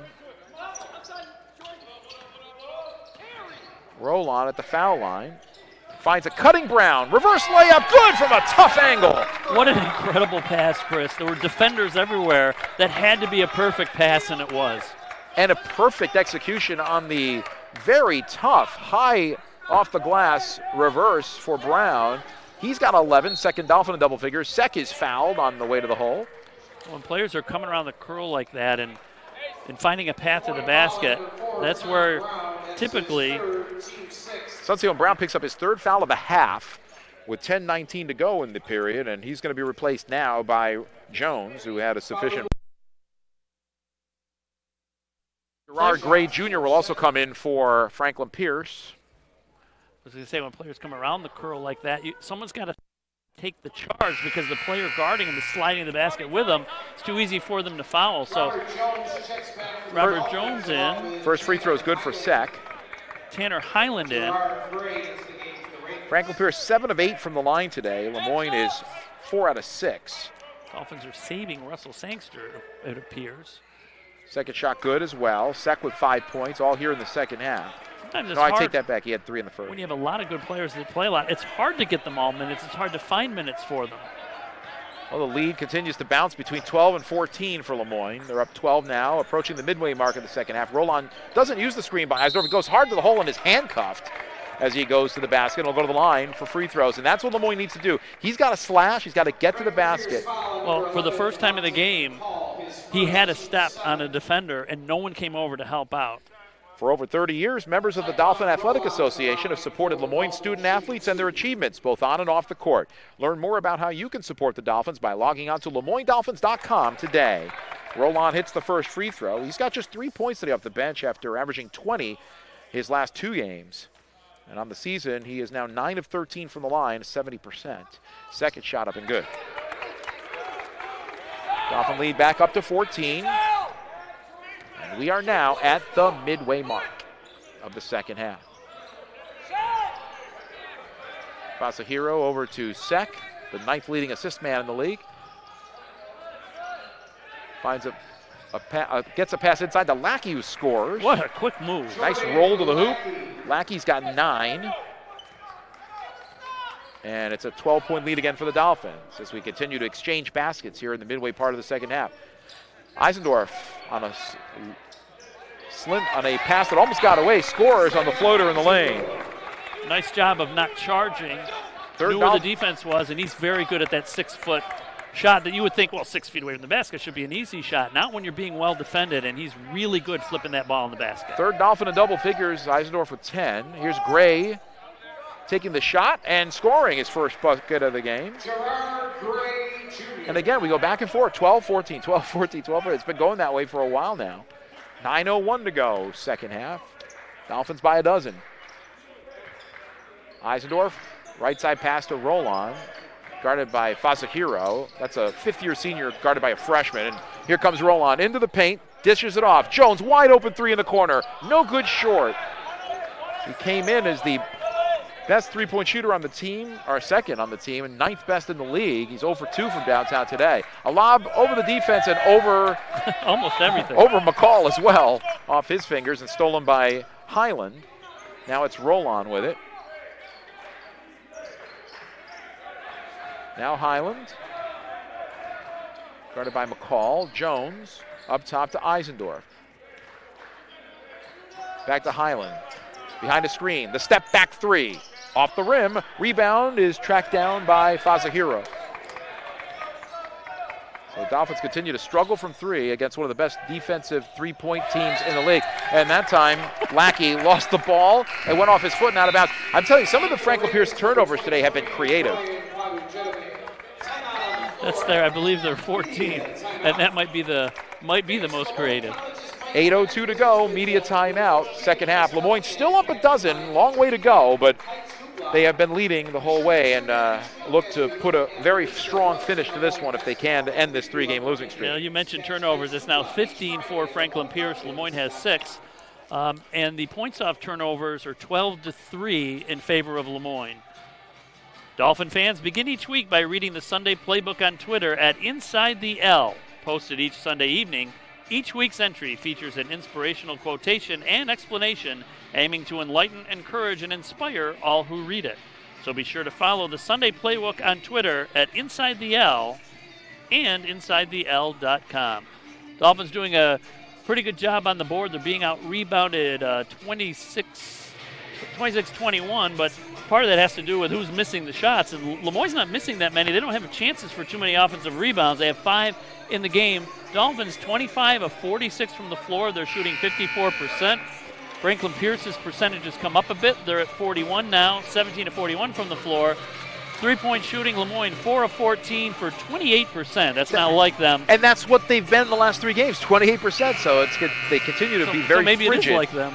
Frigid from downtown. Well, over the course of the year, they were better than that. And I think when you look at Robert Jones and the threes he's put up, he just doesn't look comfortable from outside. We know that he's had some back issues, and he just might not be completely into the flow of things on the perimeter, but he's certainly done a good job down low defending and going to the glass.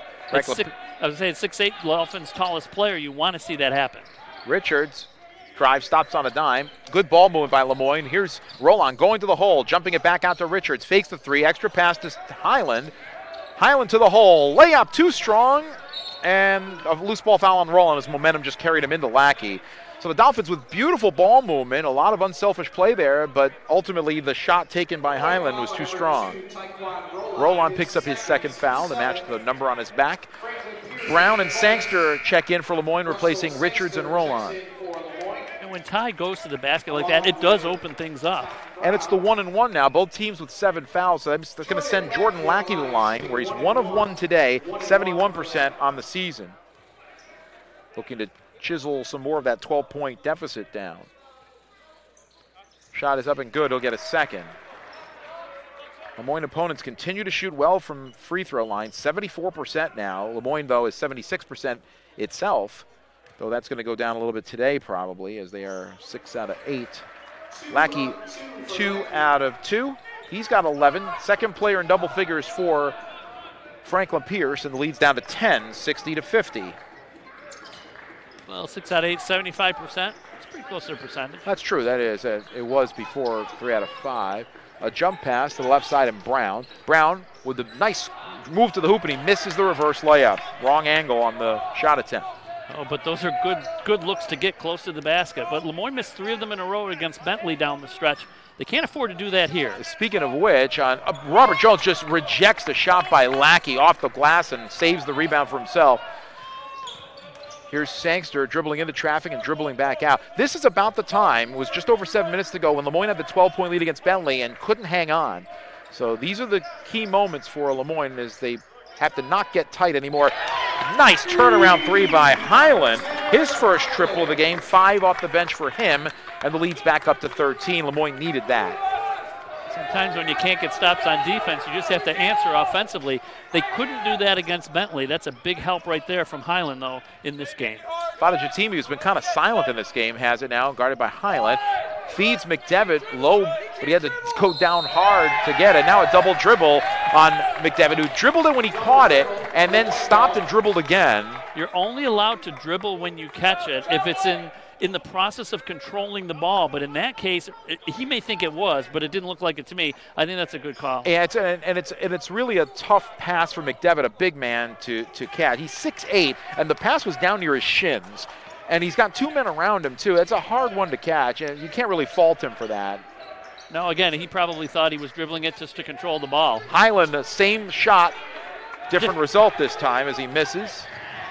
In traffic, Fada Jatimi misses a wild shot. Brown the rebound, lost it though to Fazahiro. Here's a 3 from McDevitt, and he knocks it down. So the Dolphins on the broken play give up 3, and McDevitt's now got 24. Well, Brown had the rebound, but tried to dribble out and had the ball taken away from him instead of making sure Lemoyne held on to possession. I think one of the things that's going to come out in this timeout, Patrick Beeline's going to explain, at this point in the game, the fast break is nice, but it's more important to keep possession as you're inside 6 minutes. Yeah, that's a tough turnover there because it leads to 3 points. Only the 6th, now it's I think 6 points off turnovers against Lemoyne in this one. 5:53 to go in the second half. Still, the Dolphins up by 10, 63-53. Located just off campus in Carrier Circle, Crest Hill Suites is the preferred hotel partner of Lemoyne College Athletics. Designed ideally for the business person and frequent traveler, Crest Hill Suites provides free wireless internet service, complimentary hot breakfast, and free light social hour. So log on to CrestHillSuites.com and book your next stay. Lemoyne beating out rebounded 29-23. That's been a problem lately, too. Lemoyne is being out-rebounded regularly, and they came into the 3-game losing streak having out-rebounded their opponents by almost 6 a game, and now it's dwindling to almost 1 a game. And so they're being out-rebounded by 6, 3 on the defensive end, 3 on the offensive end. But you recall there were a couple plays in the first half where Franklin Pierce players had the ball under their basket in great position, couldn't put the ball in the basket, so they accumulate some offensive rebounds that way. Turnovers, you mentioned, it's 16-7, and points off turnovers 12-6 in favor of the Dolphins. Bench points 16-8 now in favor of Lemoyne. 12 points on 16 turnovers is not a lot for Lemoyne. They haven't really capitalized or punished Pierce for its mistakes. Lemoyne also only has 13 assists for their 26 baskets. That's not really like them either. Yeah. But a lot of their baskets have been coming driving to the hoop, not kicking it out for shots. They were getting a lot of assists early. Here's Brown on a feed from Sangster, and a little flip by Eisendorf hits every part of the rim and falls in for him. So there's an assist for Brown. Yes, 12 now for Eisendorf. Points, that is. Back to a 12-point lead as well. McDevitt sets a pick, gets the return pass, right side, a quick three over Eisendorf is good again. 27 for McDevitt, he can't miss. It's really hard to defend that shot. 65-55, Lemoyne by 10. Did they call that a 2? I guess they called it a 2. And David Chadbourne is saying a 3, and we thought so as well. So it should be a 3-point. They're going to call it a 2. They say the foot was on the line. And you can hear him contest it. And it should be a 3-point basket. McDevitt can make shots from everywhere, but he was square in the corner to make a 3-point shot. I didn't see it myself, but if David Chadbourne says it was a 3, I believe it. Yeah, and also I think Justin Simon agreed with him that it was a 3, and he said, I heard him say as an excuse, he said he talked. What does that mean? He says it's not his call. Oh, it's not his call. I got it. Okay. Jones, entry pass to Eisendorf. Eisendorf, jumper off the back iron. The rebound pulled down by Fadajatimi, who brings it up. Slithers through a couple of defenders, lays it up and in, and it's an 8-point game. Fadajatimi with 5 points all in the second half. And Lemoyne starting to play tight again as they did against Bentley, or so it appears. Well, I think they didn't want to give up a 3-point play there. They played smart defense, which they didn't do against Bentley. Sangster hard to the hole. Blocked by McDevitt, ball out of bounds. It'll stay Lemoyne possession with 12 on the timer. 4:14 to go in the game. The Dolphins need a basket here just to quell the momentum. And we have our last media timeout of the second half. And of the game. Unless it goes over. But we don't have there won't be immediate timeouts, you're right. Fans, visit the new Lemoyne Dolphins online team shop at LeMoyneDolphins.com/shop to show off your green and gold pride and style. Featuring the latest Nike apparel and hundreds of different designs, the new Dolphins team shop has you covered. Shop from the comfort of your home or office at LeMoyneDolphins.com/shop. And the comfort of your home or office feels good on a day like today. The temperatures struggle to reach above 0. Not much comfort out there for sure if you're in the elements. Lemoyne will next be in action Tuesday night, a big game at Southern New Hampshire University in Manchester. Lemoyne will take on the Penmen at 7:30. We'll be on the air at 7:15 for the Pepsi Courtside Show, so we hope you can join us if you can't make it out to the SNHU Fieldhouse. Tune us in right here at LeMoyneDolphins.com. The women will precede the men at 5:30, as will be the case the rest of this season. The women and men will play doubleheaders exclusively, home and road, until we get to the playoffs. Dolphin women were big winners today, 69-44 over Franklin Pierce. They improved to 8-6 overall, 4-4 in league play.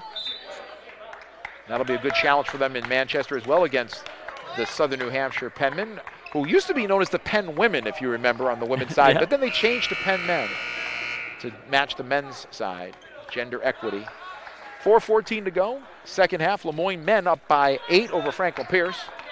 I guess it's like when you say mankind, you mean men and women. It's just that's the term that means all humans. Right, here's Robert Jones down low. Fouled, and he gets the shot to go on the move in the lane. You know what? He's just too tall for Lackey, who tried his best to defend Too tall the shot. Jones? That's 7 points now for Smoke. And that's only his first basket since the early part of this ball game. He has a chance for a 3-point play. 3 of 4 at the line today. And makes it. Got the roll. 8 for Jones. Lemoyne lead back to up to 11. They needed that one. Yeah, he still doesn't seem like he's at 100%, but his athleticism, what he brings to the table has really helped Lemoyne today. Fazahiro gets it into McDevitt. Working on Sangster. That's a mismatch. As good a defender as Sangster is, he's not going to stop McDevitt, who has 28 points. Well, no one can stop McDevitt, so you might as well guard everybody else. Not today. 3:49 to go. Wow, what a game for McDevitt. Yeah, they got to put Eisendorf on him next time, but that was a very smart play by Franklin Pierce. They saw the isolation. I don't think it matters who you put on. He's able to shoot even over Lemoyne's big men. They've even put Robert Jones on him, and it can't stop him. Jones back over to Richards on the left side. Officials whistle. 3-second violation on Lemoyne. An unusual, unforced turnover for the Dolphins. Don't know if it was on Jones or Eisendorf. Patrick Beeline is asking for an explanation from Justin Simon.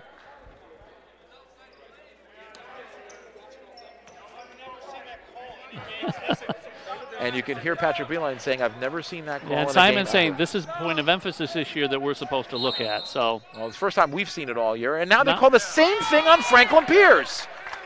Unbelievable. You won't see that in 20 games, and then we just saw it on back-to-back possessions. I have seen it a little bit more this year, but I mean, if it's a point of emphasis, they're still not calling it as often as Wow. they could. I've seen it a lot on players that are stuck in the lane without shooting, but not very often on players that don't have the ball. That's bizarre. Well, they dusted off their rule books today, the officials, and hey, you know what? They're consistent with it because they called it on consecutive plays from one on each side. Dolphins by 9, and now a foul underneath on Franklin Pierce, and it's going to send Lemoyne to the line for a 1-and-1. 8th foul on the Ravens, actually the 9th. So the Dolphins will be in the double bonus from here on out, but Taekwon Roland's going to go to the line for the 1-and-1. Santaford is checking in for Sean Fasayuro. And he picked up the foul, by the way, trying to prevent Roland from running from the paint to the corner. Roland is 2 of 2 from the line today, and he misses the front end, but the rebound to Smoke, who scores inside. He's the 4th Dolphin in double figures with 10. Not only right place, right time, he was not boxed out on that play. He's so athletic.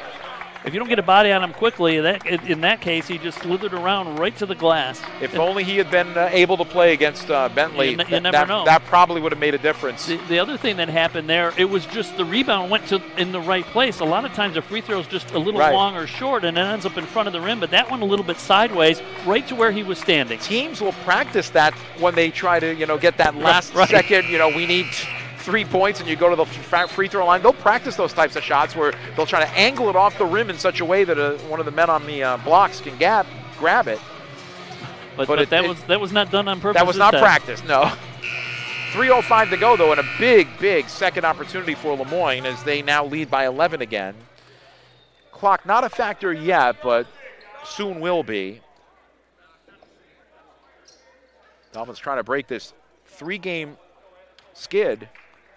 Taekwon Roland only 1 of 4 from the floor in this game. He's missed all 3 3-point shots. He does have a couple of assists. He's been quiet, but he's been smart enough to not force it. Also has a couple of free throws, though he missed that one. Still running around, playing good defense. Here's Seck handing off to McDevitt, and he's called for the charge on the handoff. The charge picked up by Isaiah Eisendorf, and if it weren't for, it would have been an easy basket once again for McDevitt, and it was a smart play, but a smarter play by Isaiah Eisendorf. Falou Seck, the Washington, D.C. native, is a very talented player, but sometimes can be a little reckless.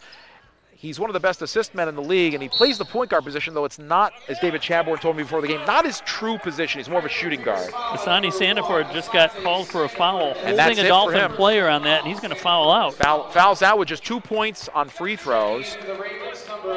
And so Devontae McCall will come in for him.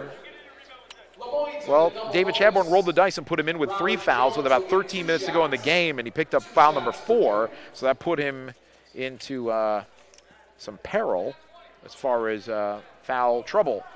And Asante Sanford becomes the 4th Lemoyne opponent this year to foul out of a game. Jack Laffey of Adelphi, Roy Kane Jr. of New Haven, and Adam Eberhardt of Bellarmine.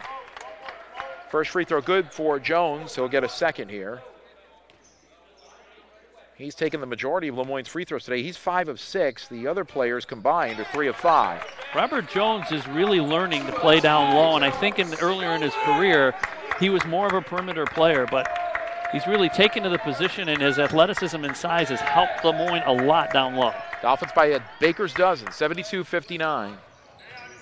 Asante Sanford fell down but kept the dribble. Everybody fell down. McDevitt going on the baseline, well defended, but gets a pass off to Lackey down low. Lackey to the left side, now the top of the key. Here's Fadajatimi going in with the layup that rolls in, and they're going to call a foul? No, they were going to call They're going to go goaltending, but that was before the shot roll in anyway. So timeout by Franklin Pierce after the Ravens have cut it to 11. Fadajatimi now with 7 points. Lemoyne did a nice job defending, though, making them take a lot of time off the clock, but then sort of the Dolphin defense parted and gave him that path right to the basket. And they're fortunate there was no foul on that. In the Bentley game, Lemoyne did some fouling when they had a lead, giving up 3-point plays. There's a case where you don't want to foul. You still will have an 11-point lead. You don't want to give them a chance to stop the clock and get another point. Lemoyne trying to be smarter at the end of this game than they were in the Bentley game. Well, Patrick Beeline's first ever opponent in the playoffs as a Lemoyne coach was against Franklin Pierce. Lemoyne had a home game here 2 years ago and lost it. It's a very well-played game that went right down to the wire. Lemoyne had a lead late, even though they had the worst record of the two teams. Because of the weaker division, Lemoyne managed to get the home game. Lemoyne's going to run the clock as much as they can here. We get near 2 minutes. Here's Richards, McCall guarding him. Lemoyne has good free throw shooters on the floor. Jones, a look from three. No good. He's 0 for 3 from down there. Sangster kept it alive, but right to Vadajatimi, who brings it up. Under 2 minutes and a travel. Wow. Once again, McDevitt getting called for a travel as he tries to go to the basket. Catches it way far from the basket, and when a big man does that, it's almost like he has a billboard that says, "Look at me, I'm awkward looking." It's hard to get the first dribble down before you pick up the pivot foot, but I think you're right. In both cases, those weren't egregious travels. No. And that's 7 travels, I believe, on Franklin Pierce. Lemoyne breaks the press. They have a fast break.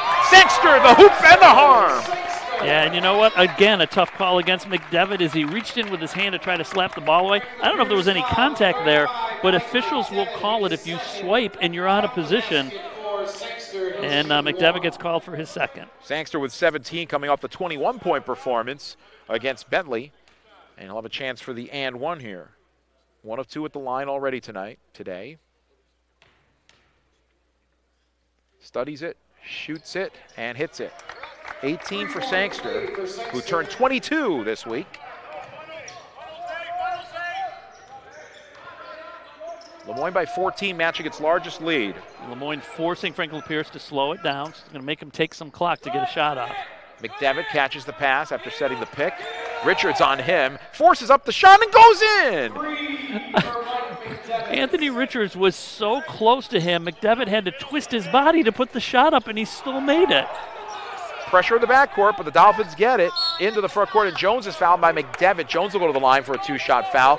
Get this, Mike McDevitt's got 31 of the Franklin Pierce 64 points. He has almost half, and if they had counted that 3 as a 3 instead of a 2, he'd have exactly half the points that Franklin Pierce had. Well, no, because they'd have one more point. But still. That's another tough foul, but he reached in from behind. He got part of the body. Where would they be without him? Because I don't think anybody you put in his place today would have gotten this production. Terrific player, and Lemoyne's hoping this is the last time they'll see him. First free throw good by Jones, who's done a nice job at the line today. 7 out of 8, and 1 more coming. On the season, coming into today, Jones only took 24 free throws. He's got 9 today. He's going to the basket. In that case, that's not why he took the free throws, but he's going to the basket a lot more. Jones with 14 after not scoring in just 2.5 minutes against Bentley on Wednesday. Falus-Sek could not convert. No, a little up and under type, trying to flip the shot up, and Russell Sangster just kind of threw him off enough, and now a foul from behind. And desperation, or a frustration foul by Falus-Sek as Richards was hit, and he'll go to the line for 2. And he's Lemoyne's most accurate free throw shooter, 14 of 14. Can't do better than that. Well, Falou had to do something there because Lemoyne was just dribbling the ball and letting the clock run down. We're inside a minute now. Richards had 2 shot clock beating 3s in the first half. These will be his first attempts at the line, and he makes the first. Transfer out of West Virginia Wesleyan, where Patrick Beeline recruited him 4 years ago. Played his last 3 years here at Lemoyne. And McDevitt goes to the bench. Played brilliantly today. I mean, you can't even say anything better than that. Brilliantly. 31 points. Both free throws good for Richards, who's 16 of 16 at the line this season. If the score were closer, I'm sure he'd still be in the game. Yeah. He'd definitely be in the game on the offensive end. It's the most points Lemoyne has given up to an individual this year. As we have a foul now, Jordan Lackey is hit on his way to the hole. Robert Jones picks it up. 48.1 seconds to go as the clock stops. Yeah, the previous high any Lemoyne opponent had was against St. Leo when Sean Searcy had 26. Robert Jones not shooting great from the floor. 3 of 7 from the floor. He's missed all his three-pointers, but 8 of 9 from the line. Throw in 8 rebounds as well. Lackey makes 1 out of 2 at the line. He's got a dozen. Franklin Pierce still pressing in the backcourt with 45 ticks to go. Lemoyne by 14. An assist, a block, 2 steals. Jones has really done it all, though. It's been a really good group effort. No one's been able to guard Mike McDevitt, but Lemoyne's done the job against the rest of the Franklin Pierce team today. Here's Richards into the paint. In no man's land, no outlet, triple teamed, up to Rollon for a 3 straight on. That's no good. Lemoyne continues to struggle from 3-point range. They're getting wide open looks, and now it's a layup in transition the other way for McCall, and that should do it. McCall finishes with 5, and the Dolphins are going to win this one by 12. 79-67. They break their 3-game losing streak. They're back to 7-1 in league play. They'll still be in first place by, at the minimal, a half a game over St. Rose. St. Rose is at Bentley today. That's no easy task. And Lemoyne improves to 4-1 at home. Franklin Pierce drops to 7-6 overall. Their 4-game winning streak goes by the boards. They're now 2-6 in the Northeast 10 Conference and 1-4 in road games. We want to welcome you to the Pepsi postgame show as Lemoyne wins it by a dozen. And Don, this is one of those sigh of relief types of games, because with games coming up next on the road at Southern New Hampshire, then home games against Merrimack, at Stonehill, and then a home game against St. A's, it gets no easier from here. Every one of those teams is really good. Yep. And is playing well. Right. Every single one of them. So, I mean, Franklin Pierce was playing well too, and they're better than advertised, but in the league's hierarchy, they're down near the bottom, and you got to take advantage of those types of teams when you're home. Well, Sandiford and Smoke having a little conversation after the game, like they know each other. Yeah, and they hand clapped each other. They know each other from somewhere. We'll have to find out why. Who knows? We may be talking to Smoke in the post game. Overall, his numbers were fantastic. A good job done by Eisendorf as well. Though nobody could defend Mike McDevitt today, so we won't talk about the defense. But Eisendorf, the only Dolphin, I take that back.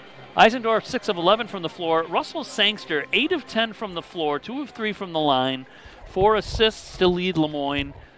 Just another great all-around game by Russ Sangster. Didn't pick up the offensive foul, but he led the Dolphins with 18 points. Again, 3 rebounds, led them in assists with 14. Eisendorf, 12 points, 3 boards. Robert Jones, the third, 14 points, 8 rebounds, 2 steals, a block, and an assist himself. Those 3 players offensively really helped carry the Dolphins. And, Sangster almost did it quietly, but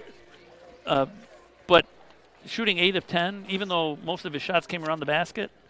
In fact, he didn't attempt a 3 today either. No. Lemoyne they took 3s when they had to. When they had to, exactly. Brown was 1 of 1 from 3. Richards 2 for 3. Highland hit 1. Bird hit 1, and that was it.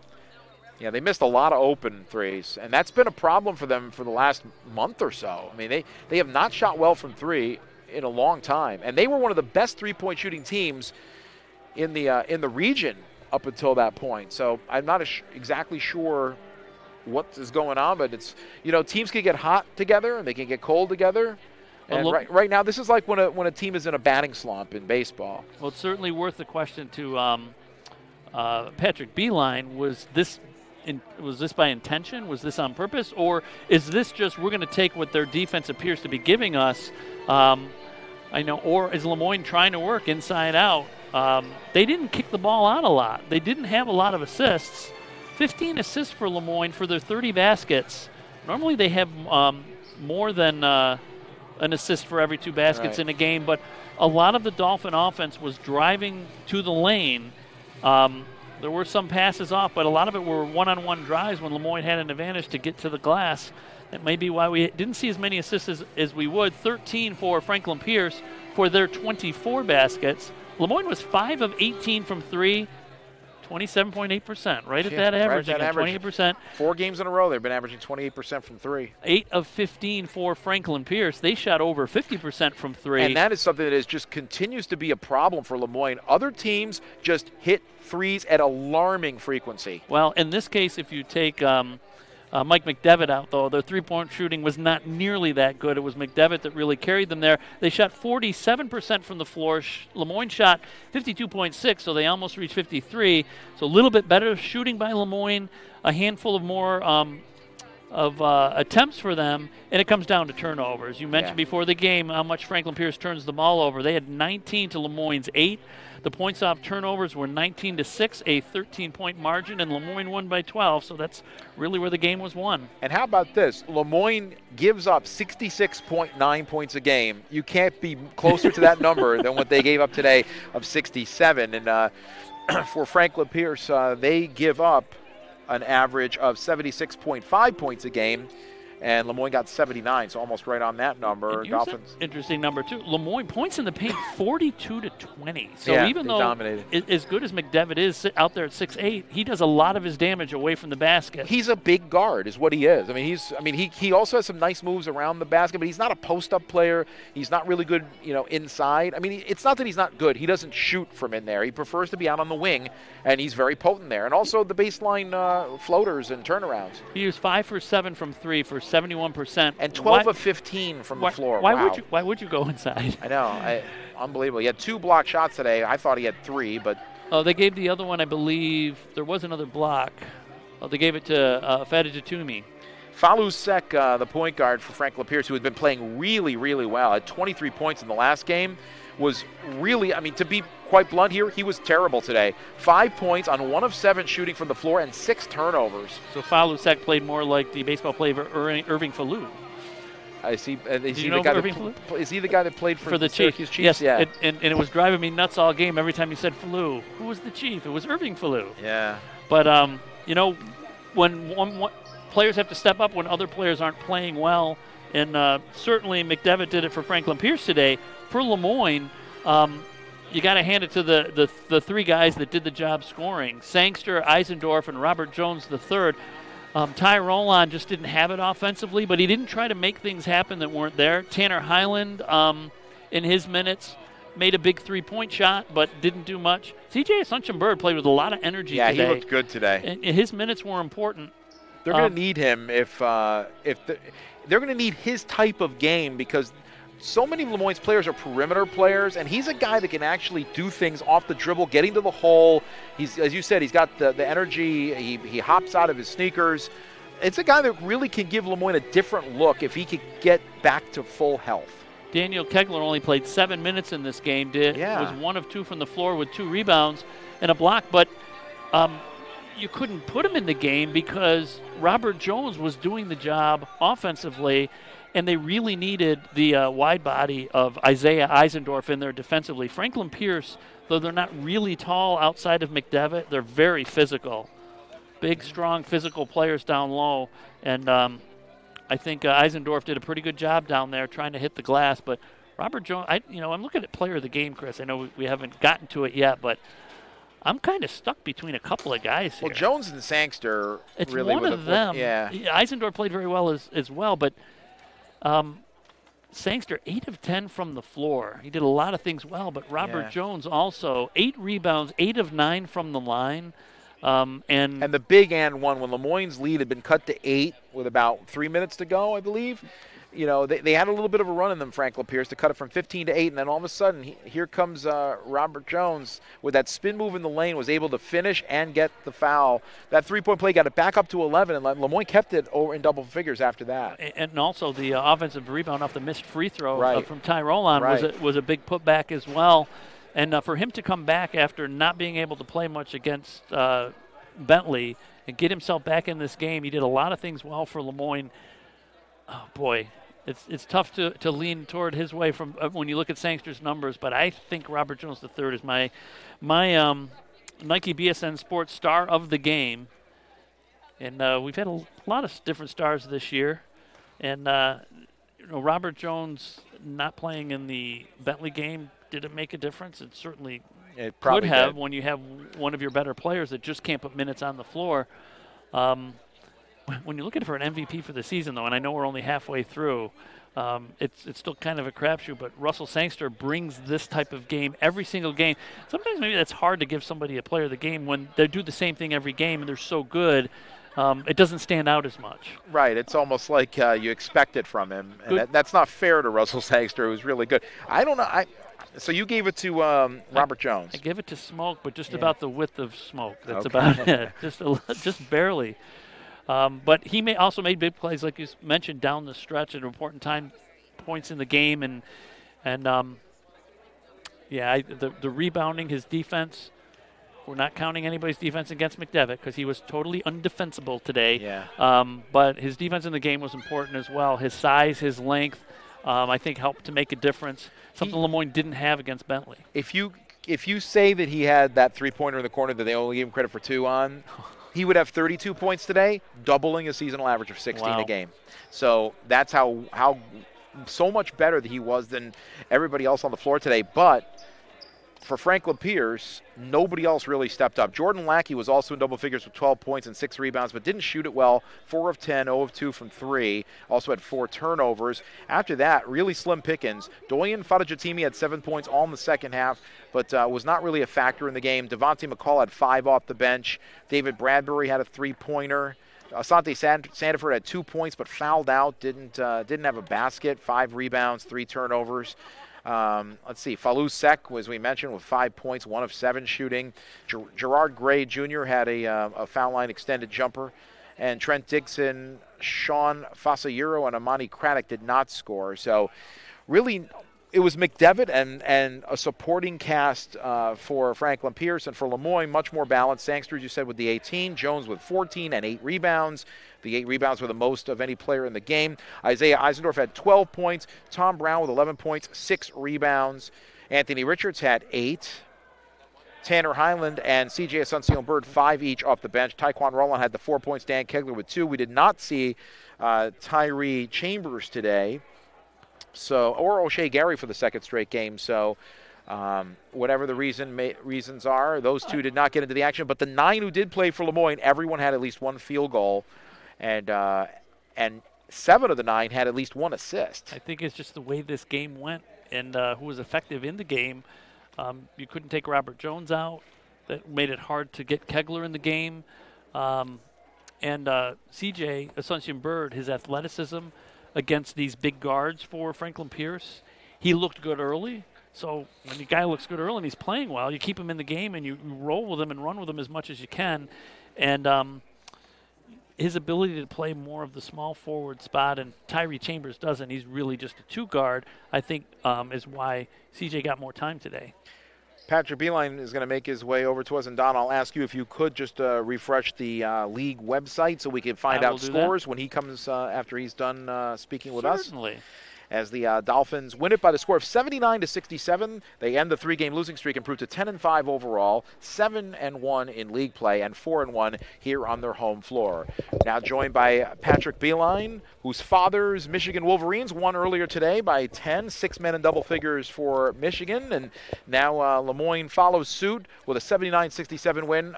First thing first, and that is the 3-game losing streak over. Nice to get the taste of a win for your team, I'm sure. Yeah, absolutely. That was a long stretch there without kind of tasting that victory. So to have the type of game we had today, to score 79 points, really balanced attack offensively. And our defense, I thought, was really good. The kid McDevitt made some tough shots, and he scored 31 points. But there's also 5 guys out there on the court. So to limit them to 67 when I believe they averaged 79, again, that's back-to-back games. We've held teams way under their average going back to Bentley. And you forced 11 more turnovers than you had. You had 8 for yourself, 19 for Franklin Pierce, and that's something that they struggle with, but something that you did a nice job today taking advantage of their mistakes. Yeah, we were, that was the point of emphasis the last couple of days in practice, more active on the ball, making guys uncomfortable. I feel we got away from that a little bit. So that was good to kind of create some of those run-out baskets for us, and that can lead to a lot of big runs in the game. So pleased with that, and I'm pleased we limited the turnovers. Individually, Smoke played really well for you today. After being limited with a back injury in the last game, he was able to give you 31 minutes today and did a great job with 14 points, 8 rebounds. But most impressive, I thought, after Frank LaPierce made a run to cut it to 8, he had a very big and one on a spin move in the lane. And then also, moments later, he was able to rebound a missed free throw by Taekwon Roland and just go right to the hoop and score 2 big baskets down the stretch for you, I thought. Yeah, huge baskets. And, I thought we missed that a little bit the previous game. To have his length in this conference can be a game changer with his ability. So to get him, kind of in that good feel-good before a big game here on Tuesday, I think will help us. Russell Sangster's been playing at a very high level, too. Big shots all game against Bentley. And then today, another efficient model of efficiency, 8 of 10 shooting, 18 points, 4 assists, just 1 turnover in 31 minutes.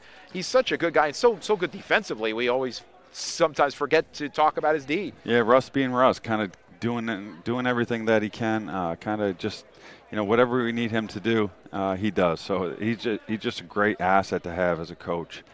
He can score it at every level, and he really guards. We usually put him on the best defender. So to keep him, from not getting too tired, I got to work on subbing him more. But he's done a great job here taking care of himself. And I'm loving the fact that he's perfecting that floater in the lane. It looks beautiful. Yeah, he's come a long way with that. And, every time that leaves his hand, it's kind of, I think, the way I do when Tanner shoots a 3, I said that's going in. And so to have that feel when Russ does drive is nice as a coach. Another guy we have to single out here is CJ Asuncion-Bird. This is a guy that's been, behind the 8 ball all year because he got hurt in the preseason. He's had a hard time getting back into the rhythm. It's been hard for you to put him into a rotation with so many active players for you.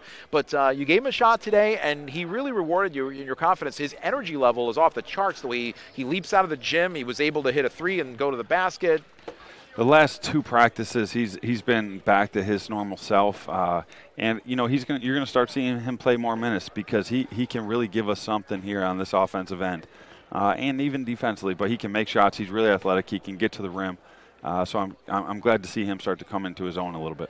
I know no coach is going to say early in the middle of the season that this is a must-win game, but how important was this game to just get, end the tide of losing and going into this real tough stretch, starting with a Southern New Hampshire team on the road on Tuesday? Yeah, I think it was a huge game in that sense of confidence for these guys. We had been through a tough stretch. The last win, I believe, was New Haven, so kind of not tasting a victory since that road game. And then to lose the way we did the other night and then to come back and respond like we did today, I think was great. So I expect this you never can control the rest of the season, but I think we're starting to understand, and me as a coach, the combinations out on the court. And these last 2 defensive efforts, I think, have been great as well. Great job today, and hopefully it'll continue in Manchester. Yep, absolutely. Thanks, guys. Thanks so much. Patrick Beeline spending a couple of moments with us here, as usual, as his team wins 79-67 over the Franklin Pierce Ravens. We'll go through some out-of-town scores before we talk to our star of the game. And, Don, I have no idea what's gone on so far in the other precincts in the Northeast 10 Conference, but some big games were going on today, that's for sure. Well, St. Rose is up big against Bentley at Bentley, but wow. Bentley's made a comeback. They've hit a couple threes. Jack Jones just missed a 3, and Ryan Richmond was fouled, so he missed the first. He's at the line with a chance to hit a free throw to cut it to 6. It's 66-59 right now with 4 minutes and 32 seconds to go, so there's plenty of time in that game. Lipinski just missed a jump shot, but St. Rose got the rebound. So Bentley down 7 on defense right now. They're still in that game. St. Rose hoping to hold on. And whether it's the St. Rose defense or Bentley shooting, I'm not looking at the total stats right now, but not hitting the shots at the proclivity that they did against Moyne at the end of that game. Well, at the Dome right now, Syracuse is up 1 against Notre Dame. I'll pull up some more scores from the NE10. And I will refresh it because the NE10 site doesn't always refresh automatically. I want to give you what's most up to date. 5:44 to go in the second. It's a close one at Assumption. New Haven 52, Assumption 48. Okay. With 4:56 to go in the second, so just under 5 minutes. That's the 66-59 lead for St. Rose. At Bentley, St. Mike's leads AIC 57-49 with 3:27 to go. And St. Anselm with just under 4 minutes to go, leads Adelphi in an offensive slugfest, 90-84. Wow. And I know that's nothing new with Adelphi. Most of their games are very high scoring. Merrimack, Pace, and Southern New Hampshire, Southern Connecticut are not available on this site, but I will look elsewhere for them as we wait to talk to our player of the game. And I'll talk to you about the women's team, which won today by the score of 69-44 over Franklin Pierce. Gina Castelli's club got a career-high performance out of Madison Purcell of 16 points. And they got off to a 21-4 lead after the first quarter and just cruised from there. Dolphin women now improved to 8-6 overall, 4-4 in league play. They'll next be in action along with the men in the doubleheader in Manchester, New Hampshire on Tuesday. Southern New Hampshire and Lemoyne tipping off at 5:30 for the women and 7:30 for the men. We'll have the men's game for you right here on LeMoyneDolphins.com at roughly 7:15 for the Pepsi Courtside Show. So if you can't make it out to the Fieldhouse in Manchester, by all means tune us in right here at LeMoyneDolphins.com. And also Lemoyne, winning today 79-67 on the men's side as they end the three-game losing streak. They're now 10-5 overall, 7-1 in league play, 4-1 here on their home floor. Franklin Pierce, which was led by Mike McDevitt's brilliant 31-point performance, loses and falls to 7-6. They see their four-game win streak come to an end. They are now 2-6 in league play, 1-4 on the road. Well, at Southern Connecticut right now, it's a good game. 4:41 to go. Southern Connecticut leads Southern New Hampshire 67-59. Wow. And we've got some updates from Tim McCaffrey for some big games in the other two conferences. U Sciences, it has just beaten Jefferson on the road, and that's a battle for first place. Now Sciences is in first, and also a big win for Bridgeport against St. Thomas Aquinas, ending the Spartans' 8-game winning streak. That was in Spartan. No, that was in Bridgeport, I believe. So, so Bridgeport is now tied with St. Thomas Aquinas in the loss column for first in that league. And also LIU Post is tied. Don't know what their score is right now, but they all have one loss apiece in league play as some interesting games are going on now in the region. And you got some updates on some other games. I did pull up the Pace game. A little more time left to go in that one down in New York City. Pace only trails Merrimack by 1. It's 55-54 with 6:38 to go. So there are a lot of games right now that are yet to be decided today.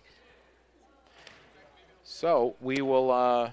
So we're still waiting on our star of the game. I don't know. Maybe they're still in the locker room, but we'll try to access that as the Dolphins win it 79-67, led by Russell Sangster's 18 points. Robert Jones III had 14 points and 8 rebounds. Also in double figures, Isaiah Eisendorf with a dozen, and Tom Brown with 11 points and 6 boards. And again, Franklin Pierce was led by Mike McDevitt, who had 31. I'm not sure if that was a career high. It might have been. I don't have that access or that handy, but it could have been a career high performance by Mike McDevitt.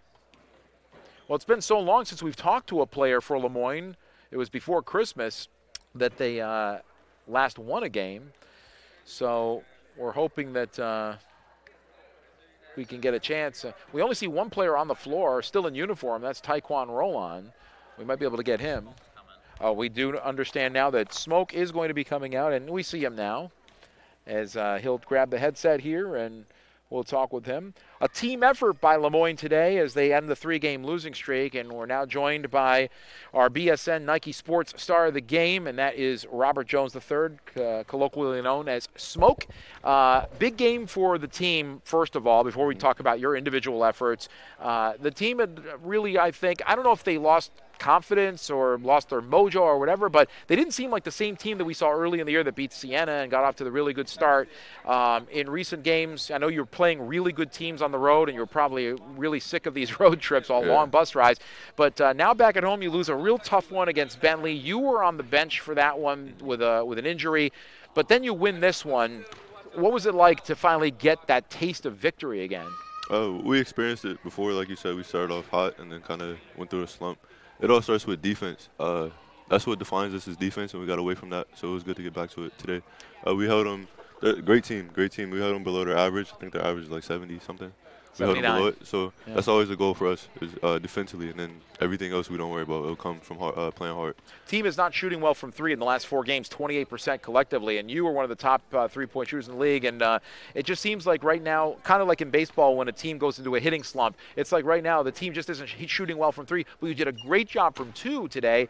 That leads me to your big play in this game, which was what probably solidified your star of the game honor, and that is after Frank Lapierre cut the lead down to 8 with about 3 minutes and change to go, you had a spin move in the lane and you finished for an and one, which got the lead back to double digits, and it stayed pretty much there the rest of the way. Talk us through that play. What was you were attacking the basket pretty well today. Yeah, I try to stay aggressive. Like you said, I'm not shooting well, but I'm not worried about it. I'm confident in my shot. I know they'll fall. It's part of the game. Teammates as well, their shots will fall. I know it will.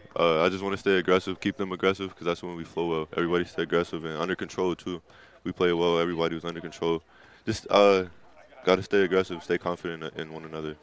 That's a nice tie, too. Oh, thank you. I just got this as a Christmas present from my father who's listening back home in East Hampton. So, shout out to your father. That's a nice tie. Thank you, Jones, yes, Robert Jones. And shout out to your dad as well. He was an amazing player in his own right. Now, let's talk a little bit about the last game. You had to leave the game 2.5 minutes in. You had 3 rebounds, didn't take a shot, but then you didn't go back in. I understand it was a back issue, but clearly you're okay, right? Yeah, it's just tightness. At this point, I just want to win. I just want to win. If I could put my socks on, put my uniform on, I'm going to play. Okay, that's a good thing to hear. Now, other players, I want to ask you about some of your teammates today. Russell Sangster continues to be just an amazing player, a model of efficiency, 8 of 10 shooting today, 18 points, 4 assists, just 1 turnover, and he has to guard the toughest offensive player every game. It's amazing. Your thoughts about what a bulldog he is on the court? That starts off the court, honestly. Off the court, the man that he is amazing. It's contagious. The way he carries himself, he's always the first one here, whether he's stretching, whatever he's doing, he's always the first one in the gym, always the last one to leave. He seems kind of quiet, but you know him obviously, personally. What is he like as a guy? Is he a little looser with you guys when the spotlight's not on? And I feel like that's what makes us unique as a team, because we all individually, as a team, we're all very close, but individually, we all have different relationships. Okay. So Russ may have a different relationship with Tommy Brown, with whether he has with me. Me and Russ, we're very, very goofy, very loose, stuff like that. But when it's on the court, we're all very serious. Yes, you are. Now, tell us a little something about C.J. Asuncion-Bird. It was very important that he's now finally coming into his own, and he's showing his energy, his hops, his ability to shoot outside and also go to the basket inside. I mean, he could be a secret weapon for this team the rest of the way. Oh, yeah, C.J. is no secret. C.J. is no secret. Right. I shouldn't say secret weapon, but he could be a nice additional weapon for this team. You're right. He's very athletic, probably one of the most athletic on the team. Every time he jumps, I'm scared for him. He's going to hit his head on the rim or something. But he has the experience. He played last year. He played in a tournament. He definitely has the experience. He's one of the older guys, so he knows the game. He's starting to get in the rhythm, so it's nice. It's nice for people off the bench and starters to get back to it. Starters, we've been slow, starting off real slow past few games, so it's important for us to put our foot down and make a change on that. You got your foot on the pedal early in this game for sure. One other guy I want to talk to you about, we can talk about everybody, but I want to ask you about Isaiah Eisendorf, because he's another big that plays with you oftentimes. And he's a guy that can be very serious on the court, but he's got some beautiful shots, these little one-handers, little jump hooks, and can also hit the three. Isaiah Eisendorf, personally for me, he's one of the most improved players that I've seen since this year, since I've gotten here. He works and works and works. He works on all those shots. He works and works, and it's amazing for me to see it transform into the game. It's amazing. So that's what hard work does. He's been playing huge in practice. We don't take it easy on each other, and it shows in the game. Now you got a really tough challenge coming up against Southern New Hampshire on Tuesday. This is a game that could actually, if it comes down to it down the stretch, could matter in who hosts the regional. So it's a big game with a lot on the line. Do you feel after having this win that maybe it can fuel you going forward against this real gauntlet of tough teams coming up? Oh, they are a very tough team. They're a very tough team. But like I said, we're back to it. We're fueled. We're ready to go. Everybody hunts us because they want that. We had the #1 seed last year. Right. Now it's our turn. It's been our turn. It's back to the mentality. Back to getting back to what we do. And no more Bellarmins or Fairmont States on the schedule helps too. And not only because they're good teams, but also 11 hours away. You don't want any more of those trips. Yeah, it's all right. Smoke, always good to see you. You as well. And thanks for joining us. Our Thank Nike you. BSN Sports Star of the Game. And we could have given it to so many different guys today because it was a real team effort. And we understand with 25 seconds left, Southern Connecticut is hanging on to that lead against Southern New Hampshire with a 71-66 lead, 25 seconds to go. So Lemoyne might be going into a situation where they're going to be facing a very angry Southern New Hampshire team on Tuesday if that score holds. We're now joined by Isaiah Eisendorf, who had another very good game here today with 12 points. And I'm just amazed at some of the things you can do with one hand. You have these little floaters, the one-handed turnaround, the baby hooks, and you just have a knack for being able to score, and you can hit the three as well with two hands. Tell us about your game, and Smoke just paid you a very strong compliment saying that you are one of the guys that's improved the most over the course of this season. How do you envision your talent in your season so far?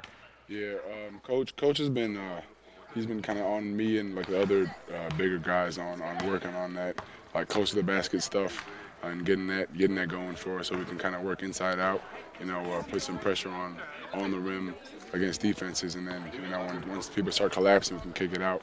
So, to have that in our game, it's really big for us. I'm sure you have some family and friends back in Los Angeles who are listening to this game or having watched it. Can you even try to describe the weather outside to the folks back in a place like that? I couldn't. I mean, I don't know. It's like okay. So we were talking in the locker room today. I don't know if you've seen the Day After Tomorrow, the movie. No. Okay. Well, it's kind of like the end of the world. A whole bunch of snow, like everything freezes over. That's kind of like what is going on outside. I know you can't really understand it unless you're in it. It's something else. It's something else for sure. And getting back to this game, your team had struggled. You had played some really good teams, a lot of road trips, a lot of long bus rides, and now you lost a heartbreaker on Wednesday. But now, as Smoke said, you stuck back to your go-to, which is your defense, and you were able to pull out a win today. How important is it to get back in the win column to taste a win again? Yeah, we've been after those a couple tough games. We've been getting back in the gym and working twice as hard every day. Trying to get back to where we were before. And, to get back here, it definitely feels good. But we know, this isn't the end of it. There's still other teams that are coming to hunt us. And, we're just weathering the storms, each one by one. For your team going forward, what does it take? What is it going to take for you guys to get back into a position where you can be in the NCAA tournament, potentially host, and go further than you did last year? What's it going to take for the team of 9 seniors to do that?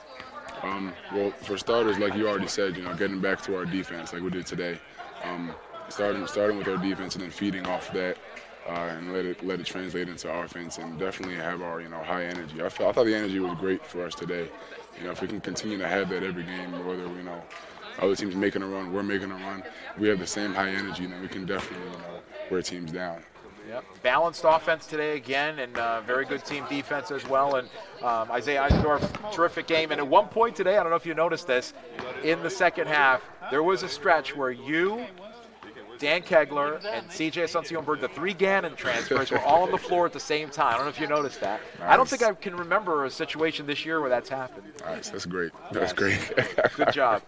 I appreciate it. Isaiah Eisendorf, who had a really good game today, joining us for a few moments, and we thank him for that. And that's going to wrap it up for us as the Dolphins win at 79-67 over Franklin Pierce. They improved to 10-5 overall, 7-1 in the NE10, and 4-1 here at home. Dolphin women win as well, 69-44. Both teams will be in action Tuesday night at Southern New Hampshire. We hope you can join us for the men's broadcast at 7:15 or so, 7:30 tip, 7:15 Pepsi courtside, right here on LeMoyneDolphins.com. Dolphins basketball is a presentation of Lemoyne College. Special thanks to Matt Bassett, Kevin McNeil, Craig Lane, Patrick Beeline, Jimmy Langhurst, Keegan Highland, Mike Glennon, also Gina Castelli, all the folks at Franklin Pierce for providing us with the stats and information on the team. Also want to thank our halftime guest, Madison Purcell. For my partner, Don Familo, this is Chris Granozzi. I'll remind you again the final score. It was the Lemoyne Dolphins 79, the Franklin Pierce Ravens 67, and we say good night from a frigid Syracuse and the Heights.